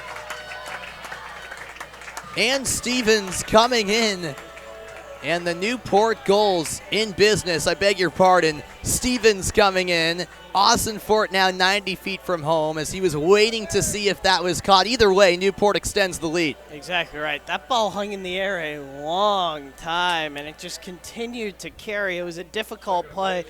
Wasn't able to see if that was Selensky or Gregor trying to make the leaping attempt, but really difficult play. And look at this, a hot shot from Doyle and a fair ball down the line. It's all the way to the corner. It's a dead ball out of play. Both runners score. Jack Doyle has his second double of the game, and it's good for a 2 RBI shot down the line. 2 straight walks, then 2 straight doubles. This one a ground rule. And disaster continuing in this 7th inning in a really important playoff game between the Blues and the Gulls. That's a tough break for Jack Doyle.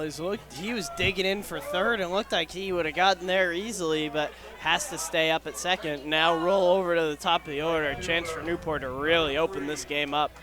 3 runs scored so far in the 7th, all done with no outs recorded. Brini swings at the first pitch, cracked towards the Bristol dugout. Remember, both dugouts on the same side here at Cardines, something you're not going to really find anywhere else.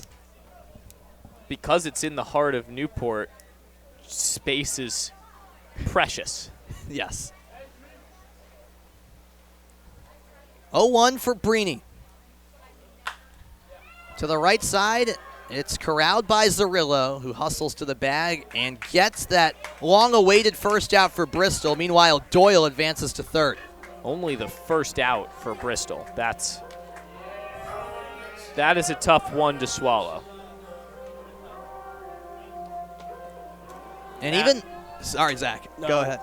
Now you're entering the heart of that Newport order that is so difficult to keep down. And with 1 out, now you have Duncan Williams-Minnick set up, and things could really, really get out of hand. Newport has now scored 10 or more runs in all 3 of its playoff games here in the 2024 postseason. Down in the dirt, that's a ball thrown Andrew Duncan's way. I guess it's still a true fact, but there's a little bit of an asterisk because yesterday against Valley, it was 4-4 after 9, and Newport scored 6 runs between the 10th and 11th innings. And another one down in the dirt, Dean O'Neill, who, as Zach mentioned, has now shifted from starting the game at first to playing catcher, called into action a few times there and doing a good job. And a funny anecdote from before the game. Originally, Coach Bink didn't put the positions on the lineup card. He was waiting for the Sharpie to dry so that he could put the positions in blue ink. Oh, okay. And Dean O'Neill in the dugout was joking around and said, "Hey, I see you didn't put positions. Am I playing catcher today?" And said it jokingly towards Billy Sullivan and Beck Milner. And what do you know, a few hours later. And it's a 4-pitch walk from Dowling to Andrew Duncan. It's now the 3rd total walk of the inning, the first dealt by Dowling. And Newport has runners on the corner, still with 1 out. There's a legit opportunity for Newport to tack on another, if not multiple more runs after they've already put 3 on the board in the 7th. That's right. Cracking double digits, now 11 runs on the day. The pitching dominance in that first series against Mystic has not continued. Dixon Williams up, takes ball 1. Meanwhile, in the other semifinal between Sanford and Vermont, It's still very early in that game because of several delays, but the Mainers have scored 3 unanswered, so it's Sanford leading Vermont 3-1. They're only in the top of the third up in Montpelier. The 1-0, belted. Is it gone? It's dying down at the fence, caught. It's a tag up from third. It'll score a run nonetheless. That ball died down in a hurry off the bat of Dixon Williams. He won't care. He's got his second RBI of the night as Jack Doyle scores, and the Newport Gulls make it 4 runs here in the 7th. Hey, look. It was close. It was almost 300 feet, and the sac fly scores in Jack Doyle. That's the first 4 batters of the inning score 4 runs. Really can't ask for a lot more if you're Newport. Nope. Tyler Minnick is the 8th batter of the inning. Williams made good contact on the hit. It was just hit so high up that it just didn't have the distance, or else that could have certainly scraped the fence out there in right field. But again, he got the job done in the sense that he drove in another run. Minnick flies one to left. Backtracking is Brenner towards the fence, and it's in his glove for the out. The third of the inning at long last for Bristol, but Newport puts 4 on the board here in the 7th, 12-3. The Gulls are in command, and Cade Shatwell is heading out for an 8th inning.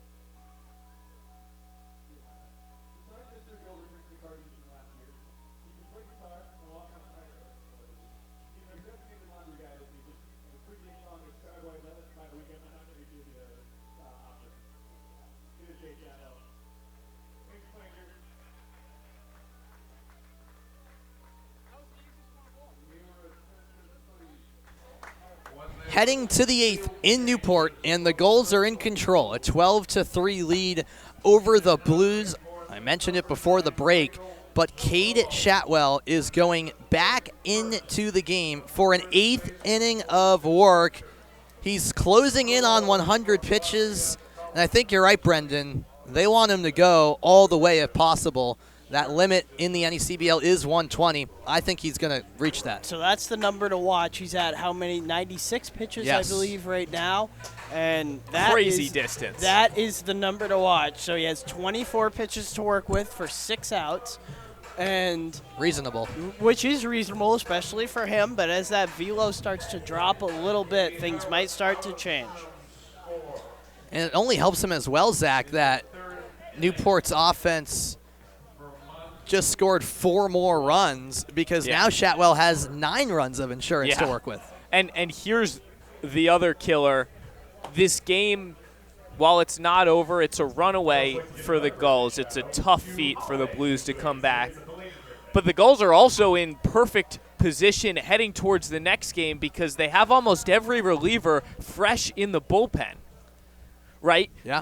So, 7 or 8 innings of work from Shatwell leaves a fresh bullpen off a commanding victory, and the Gulls have a lot going for them as they head to Bristol tomorrow for Game 2. That'll be at Muzzy on ESPN+, 6:35 first pitch as well. But first off, Newport trying to finish the job here. Gavin Greger faces Shatwell. The off-speed still working for Cade Shatwell. A performance to remember thus far through 7+ innings. And this is officially the longest outing innings-wise by a Newport pitcher. And if he cracks the 101 mark, that'll also be the longest outing in terms of the pitch count. He would break his own record set in his last start. Efficiency, the key now for him. 1-1 delivery. goes with the heat, and no luck for Gregor on the swing and miss. Having some fun on the mound is Shatwell. Enter the inning at 94 pitches, make that 97 now. 1-2, fouled off. And this is a point where long at-bats do become an important factor. Right on the Humphrey Donnelly side. Better consider the heavy hitter. I just watched it pound toward me. 2 away from the century mark is Cade Shatwell. Dean O'Neill on deck for Bristol. We'll do the 1-2 over again. Gregor singled back in the second. Can he get another one here? The answer is yes. A bounce in front of Nolan Stevens in left field, and it's a multi-hit night for Dean O'Neill in the 5-hole. For Gregor, I should say. Brings up Dean O'Neill, Yes. who is coming off of a 2 RBI single in the 6th. If nothing else has gone right for Bristol tonight, Gavin Gregor's done his part. Yeah. He has worked the bases. He's messed with the head of Cade Shatwell, I'd say more than anyone else, caused really the only error on the night, both as a statistical error and a mental error for Shatwell. Has 2 singles. Not a whole lot more you can ask from him, and has played a really solid center field. Right, and with that hit from Gregor, he's the first Bristol player to record multiple knocks tonight. That could change with O'Neill at the plate, who's also in search of a second hit. Meanwhile, it looks like there was perhaps a substitution. And it looks like Anton Lazitz will come into the game in place of Dean O'Neill. So I lied. No 2-hit opportunity for O'Neill. Why would you do that, Sam? Well, I got duped. Anton Lazitz did play in both of the games against Mystic in the first round of the playoffs. 0 for 4 in those 2 contests. Bristol coaching staff just trying anything they can to change the pace, change things up. They have 9 runs to make up in 6 outs. They do have a man on first in Gregor. Fastball, did he swing? Yes, sir. First base umpire Chris Engstrad confirms as much. And that was pitch number 100 for Cade Shatwell, as he is still going for that pickoff attempt. He's had some close ones. That was the closest I've seen today.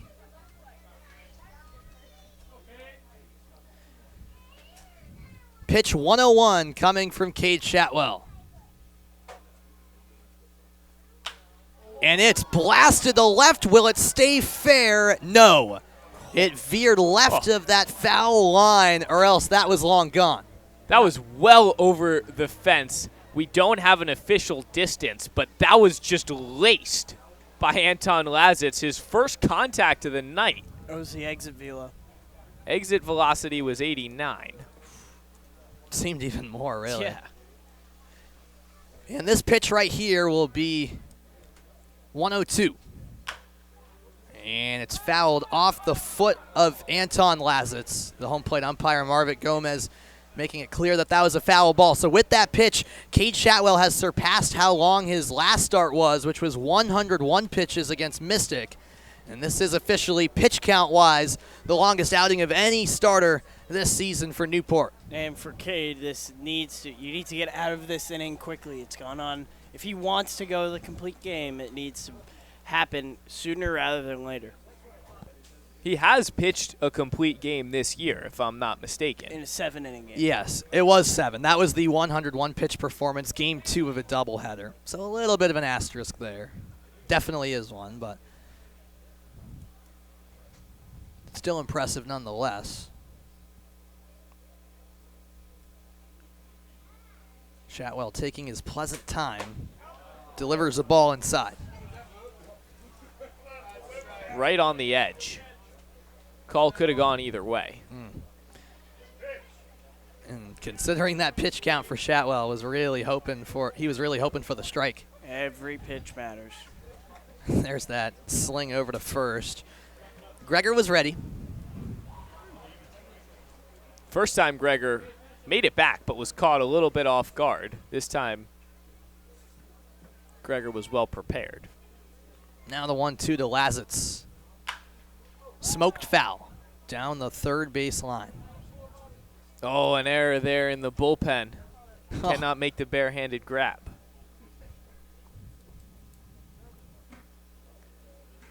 Someone retrieved that baseball.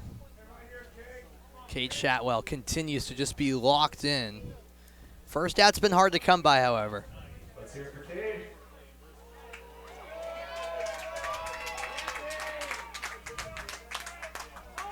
Lifted in the air, left center field. Both Stevens and Duncan approaching the ball. Duncan calls for it, makes the catch, and there is that first out as Gregor stays on first.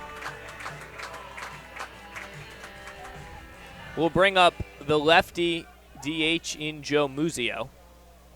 Muzio has hit to the outfield 3 times tonight. The ball has not touched the grass. Joe Muzio, another one of those guys like Aiden O'Donnell, who started the summer with the Road Warriors in the Futures League, played 25 games for them. Then decided he wanted a home, and Mr. Muzio liked Muzzy Field. There we go. Yeah, Muzio look at Muzzy. that. It's a pretty good home, Now, if I do say so myself. Can you set my expectations for Muzzy Field? I've heard good things about it, but I will be attending great. the game tomorrow. First home run I'm getting ever. a thumbs up from First our- home run from ever our resident hit by scorekeeper. Babe Ruth. Yes. Really? Yeah.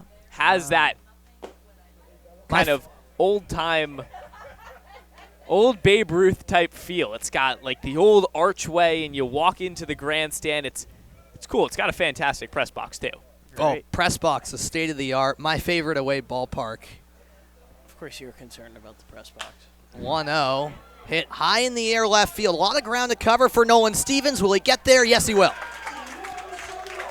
Made the play standing. Back-to-back outs recorded. Put the wheels on, especially with the slick grass. You got to be careful and hit the brakes at the last second as to not run through that fly ball. From no outs to 2 outs in the snap of a finger. Brings up Sky Solinsky. And going back to what you just, the jab you took at me, Brendan, don't get me wrong, I love the setup here at Cardine. This is awesome. I love being in the crowd as well. But if there's going to be a press box that you call a game from, like in Bristol, if it's all out like Bristol is with the nice air conditioning and just it's massive too. It's a double-decker it's impressive. press box. It's a double exactly. You got multiple rows. It's something. But don't get me wrong. It's awesome being here in the atmosphere. I love that. Ivory Tower, Sam Reese. Just What do you mean? Projecting onto all like Ivory Tower. Oh. Like very fancy. Oh, okay. Fancy boy. I gotcha. Yeah. I didn't get it first, but Yeah. anyways, it's an 0-1 count to Sky Solinsky.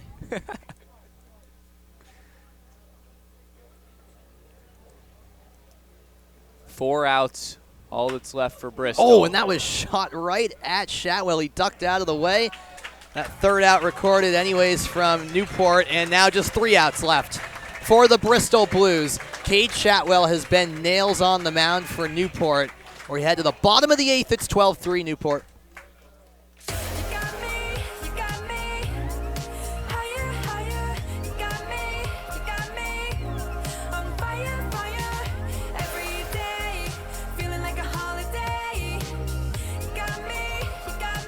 I was a firefighter in Little Compton, and I was teaching a lot of classes. And being up there at 330 pounds was somewhat hypocritical. South Coast Health was excellent in providing the tools and the opportunities. You're retaught to eat after the surgery. It was exciting to finally know that I was getting to where I wanted to be. Having kids, a 9-year-old son, it makes me feel really good that I'm in better shape to enjoy his childhood with him. I'm very happy.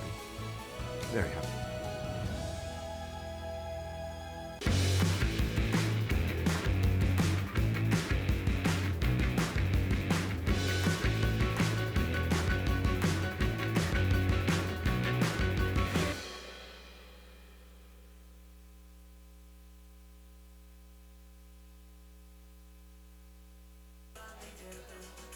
It's been a rainy night here in Newport, but that hasn't stopped the crowd from cheering. Attendance a little over 1,800, a little bit on the lower side, obviously, but that was expected because of the rainy conditions.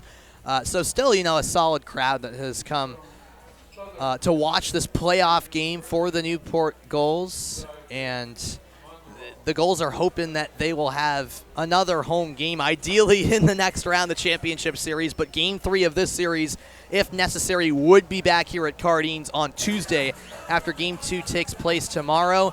And we've been running through a lot of pitchers on Bristol's side, and that list of pitchers utilized tonight continues, Zach, because Chad Fideli has replaced Brian Dowling. Yeah, the 5'8" righty out of Monroe, Connecticut. Attends Southern Connecticut State University. It's his second summer with the Blues. He's a two-way guy, mostly a pitcher, but also can play the field and took BP today. He did come in and had a big presence in Game 2 of a semifinal series last year against Sanford, so has experience making a positive impact in this deep second-round playoff competition in the 2023 season. And while Fideli comes in, while that was happening and he was warming up, Brendan, Cade Chatwell got a huge ovation from the crowd. His night has ended 109 pitches, the most all season by any Newport pitcher. He went 8 innings, 8 hits, 3 runs, just 2 of them earned, 3 walks, 4 strikeouts. He faced 34 batters tonight, a performance to remember for him as he made the walk down to the bullpen, signifying his night has come to a close. And you could see he appreciated that. He tipped his cap and got a nice round of applause from the fans remaining here, and well-deserved. As complete of a performance as you'll ever see in the NECBL. Meanwhile, Newport at the plate. Tyler Hare lifts one opposite field down the left field line. It is just foul. Ooh. Brenner was chasing it down, wasn't going to get there. And fortunately for Bristol, it drops foul. Tyler Hare is someone who enjoyed success against Bristol in the championship series last year. Went 2 for 4 with an RBI in Game 1, and then hit a 3-run homer in the clincher in Game 2 at Muzzy.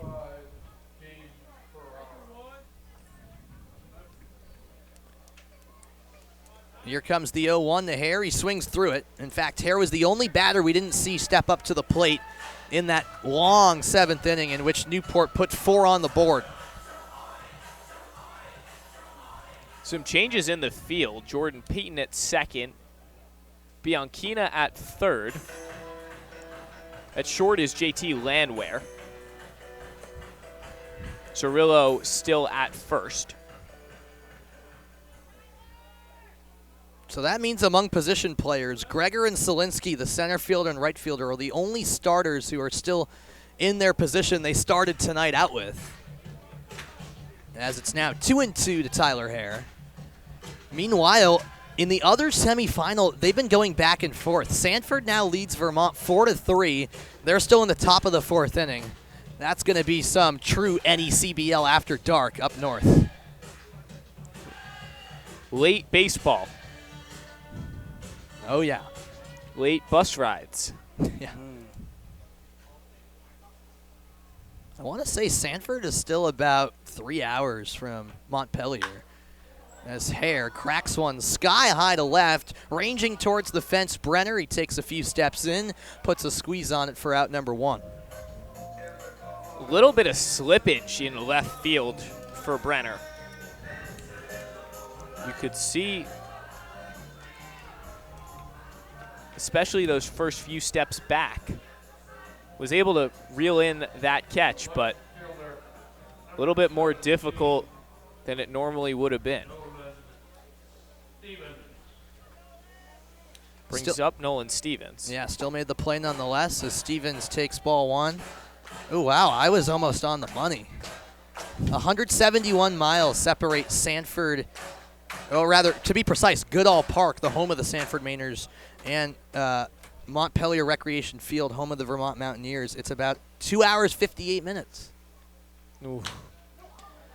Over to the right side of the infield, Peyton, the new second baseman, makes the throw over to Zerillo. 2 up, 2 down. Flexing your geographic knowledge on all of us, Sam. I sometimes get lucky. He's a weatherman. He's a baseball insider. He's a geographer. Sammy Scoops. Ice cream man. I mean, what doesn't he do? I can't do a lot of things. Math. Correct. Coming from someone who also can't do math. I can't do math. His first pitch swinging went awesome for I'm it. just keeping you grounded over here, Sam. Just making sure you're Well, on. if you ask I'm the Blues, not good at a lot of things. If you ask I'm the not. Blues manager, Bink, any broadcaster is a baseball nerd. Oh, really? So Okay. you guys are both baseball nerds. All right. I think Sam spent enough time with me to know that I am anything but a baseball nerd.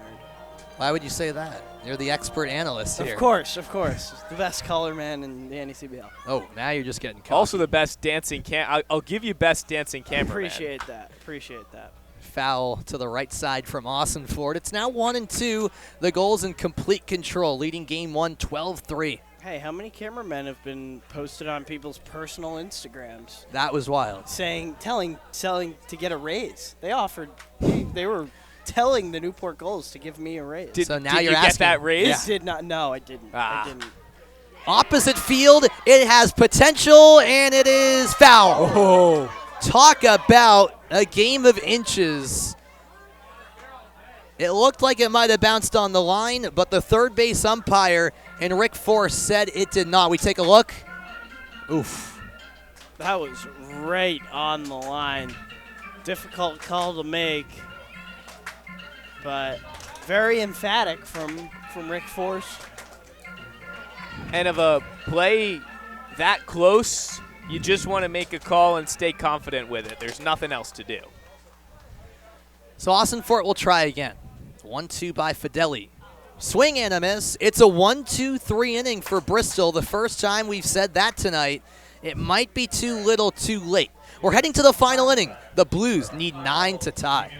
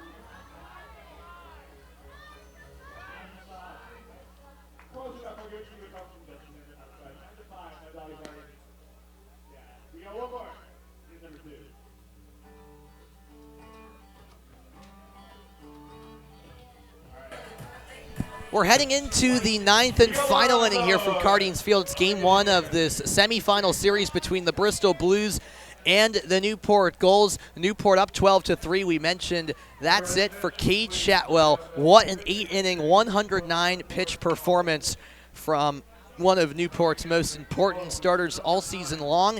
And the man coming in to replace Shatwell is Mason Olsch, who, funny enough, pitched for the Bristol Blues in his last 2 summers, a reunion of sorts here in the playoffs, this time on the other side. Well, clearly has great taste with his summer ball team, if nothing else. Yeah, the one he's on now, right? Yeah. I don't know. Okay. Well, either way, he's got experience on both sides. Olsch made 7 appearances in the regular season, an ERA of 5 on the money. 9 innings pitched, 4 walks, 6 Ks. In fact, in his last appearance, which came July 30th here against Martha's Vineyard, he went 2 innings, 2 hits, 1 run, 1 walk, 2 strikeouts. Did get credited with the save, his first save of the summer. The rising senior, I should say, at Quinnipiac made 7 appearances for Bristol last summer, but was mainly used as a starter for the Blues last year, making 5 starts the year before for Bristol. He made 6 appearances, all of which were starts. He had an unreal .99 ERA in 27 1/3 innings pitched for Bristol 2 summers ago. And now he's kind of embracing that bullpen role where he's been effective all summer long for Newport. And he just has to get 3 outs in this top of the 9th to end game 1. We'll say it again. It's a best-of-3 series, so it's the first team to reach 2 wins. This doesn't end the series. Both teams will head to Bristol, Connecticut tomorrow. Bristol will head there tonight and continue with game 2. If Bristol wins that game, it'll head to a game 3 back in Newport. If Bristol does not win, it'll send Newport to the finals for the 2nd year in a row. You just saw and on your screen the schedule coming up, and Zach explained it so eloquently as it's an 0-1 count to Beck Milner. Swing and a miss. Olsch quickly up 0-2. And it actually is a pinch. Yeah, it's a substitution. So Zarillo, I beg your pardon, is hitting for Beck Milner here in the 8th spot. A lot of changes made from Bristol in the last few innings. And that's a 3-pitch punch out. Olsch got him chasing multiple times, and the Gulls are 2 outs away from victory. I mean, Cade Shatwell wiped the floors, and then Olsch comes in and picks up where Shatwell left off. Now brings up the number 9 hitter, Vince Bianchina.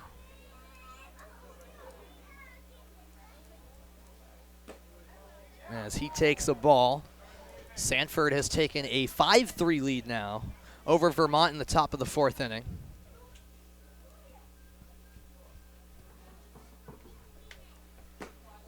Same location from Olsch. Same result now, 2-0 to Bianchina. Easton Brenner on deck.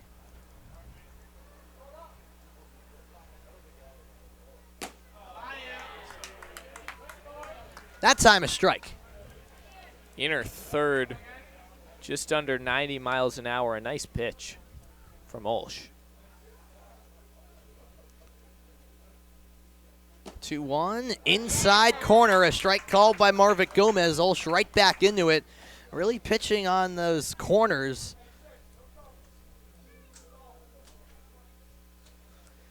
Ready for the 2-2 against his former team. And he drilled Bianchina. And he's in some clear pain, down on a knee. He'll try to shake that off. That's the first batter that's been hit by a pitch all night. Ooh, I think he's in got a him. lot of pain there. Yeah, right on the elbow.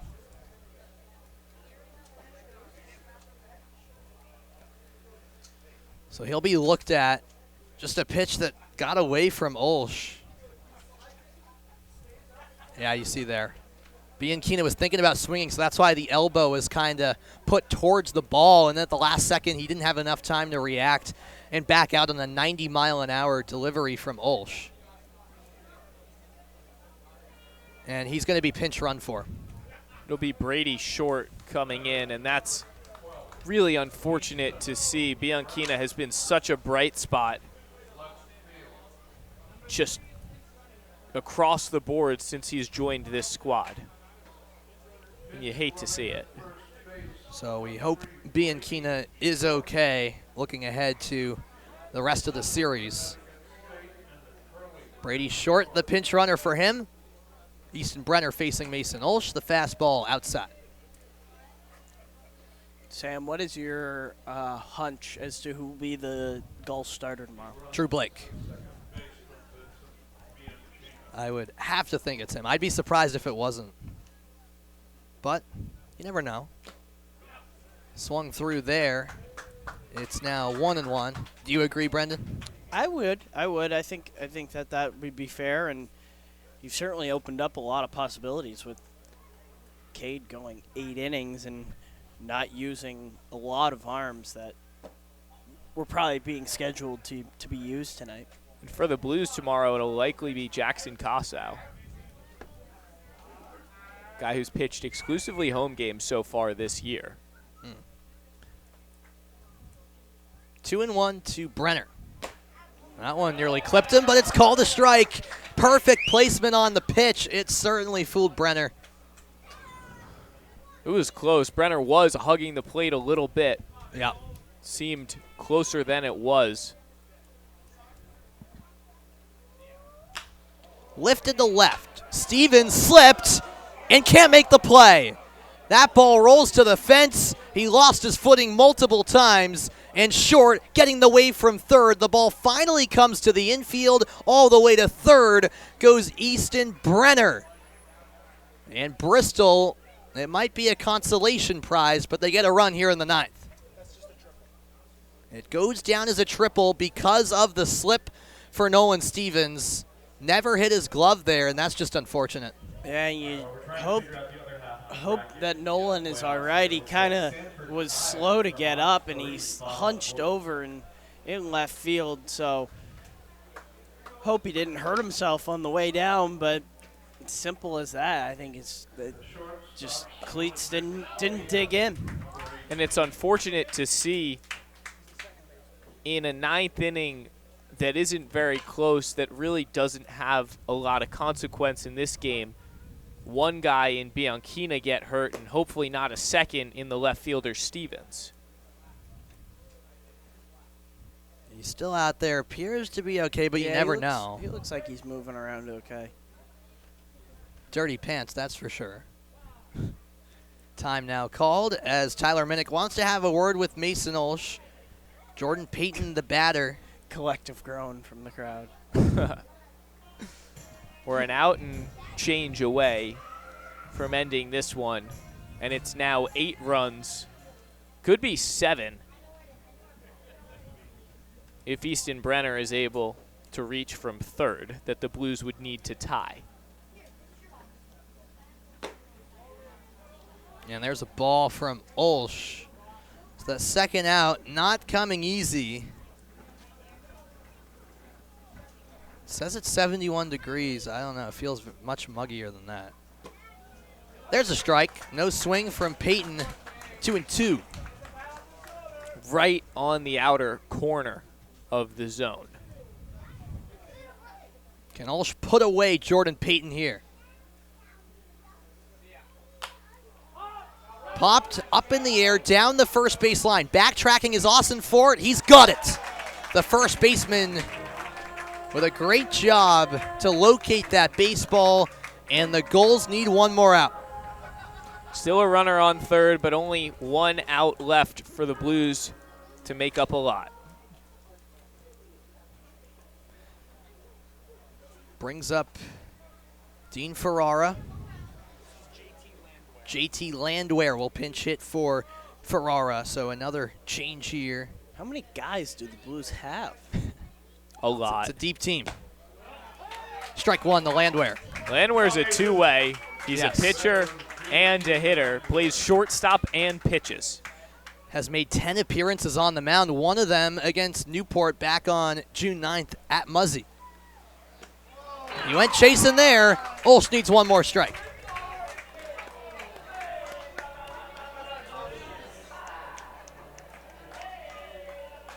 A chance to clinch game one here.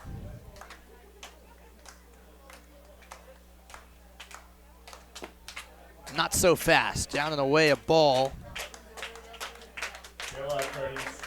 Gavin Greger on deck if it gets there.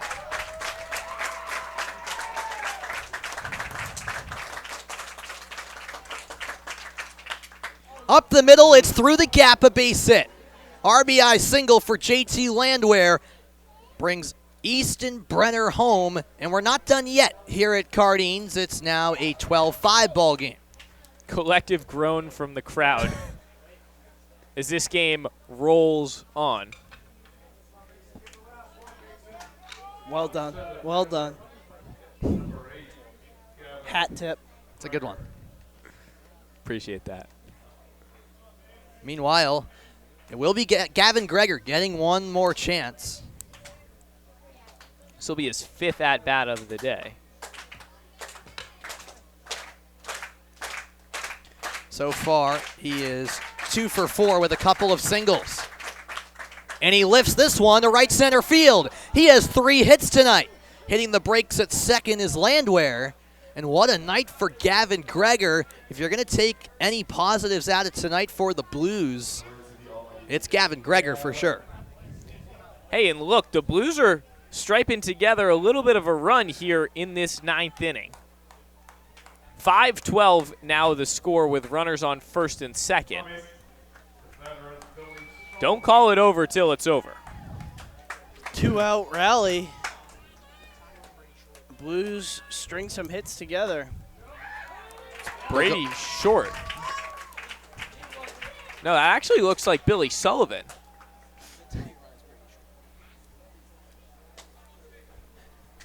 Billy Sullivan at the plate. So, it is Billy Sullivan, who becomes the third different batter in the 5-hole. Dean O'Neill started in that spot.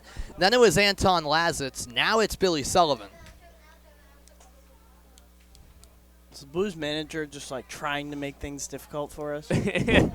He loves his subs. They're using a lot of them. 1-1 to Sullivan. Cracks it foul. Sullivan played against Newport in last year's championship series. You know what? And to Coach Bink and the staff's credit, all the changes they've made have gotten 2 runs in this bottom of the 9th, 2 on, and a lot of momentum in this 2-out rally. The momentum could end here for Bristol. 1 and 2, 2 outs. Up high. A strike away. That's all they need to end this game. Easier said than done. Ulsh's finding that out the hard way. Hit sharply on the ground. Dixon Williams corrals, throws to first. We'll see it tomorrow in Bristol. The Newport Gulls take care of business in Game 1 of the semifinal series, 12-5. They take down the Bristol Blues, and they're 1 win away from going back to the championship series. It was a hard game for the Blues. They battled till the bitter end, so that to be proud of. And a Game 2 tomorrow where they'll need to bounce back. But tough to do anything with Cade Shatwell going 8 innings strong. And that was really the storyline. I mean, we know this offense is really good, Brendan, and we can't gloss over the fact that they continue to produce. Although, funny enough, as you see there, the hits were tied 10-10 in this game. It's not like Bristol's offense wasn't clicking either, but the big storyline has to be Cade Shatwell because, you know, the pitching for Newport, just the fact that it's a thin pitching staff leaves them in a vulnerable area. But when you got Cade Shatwell going 109 pitches, 8 innings, and you only have to use 1 bullpen arm, Mason Ulsh, for an inning, that goes a long, long way in a playoff run like this that Newport's hoping to make. Well, and it goes a really long way for preserving those bullpen arms. But for me, the story of the game, there was a lot of great plays made in the Gulls' defensive play, because allowing 7 hits but only allowing 3 runs in Cade's case through 8 innings. That's incredibly impressive team defense, keeping everything in front of them, and really exactly what the Gulls were looking for, because we know the offense is going to show up. Right. It showed up for 2 months, basically, and been one of the most productive offenses in all of Summer League baseball. What we don't know, and talking to Chris Patos before the game, he said, we never know what we're going to get after the 6th inning. Well, today we knew what we were going to get after the 6th inning, and it was Cade Shatwell. Cade Shatwell, the story of the night. And on the other side for Bristol, Zach, it's not over. It's a best-of-3 series for a reason. And the Blues get to return home, play at a home ballpark at Muzzy Field where they've been dominant as of late, beat Newport there earlier in the season. So, yeah, well, you know, this is a little bit of a gut punch, their first loss of the postseason. There's still a chance to bounce back and force a Game 3 back in Newport Tuesday. Absolutely. The Bristol Blues have been really hot as of late. They went on a winning streak to close out the season, then they finished it up in a 2-game sweep against Mystic. They'll head back, have home field advantage, have that big Bristol crowd. And look, yeah, Newport took the first game, but Bristol has just as much of an opportunity to punch back at Game 2, and the pressure will certainly be on tomorrow night.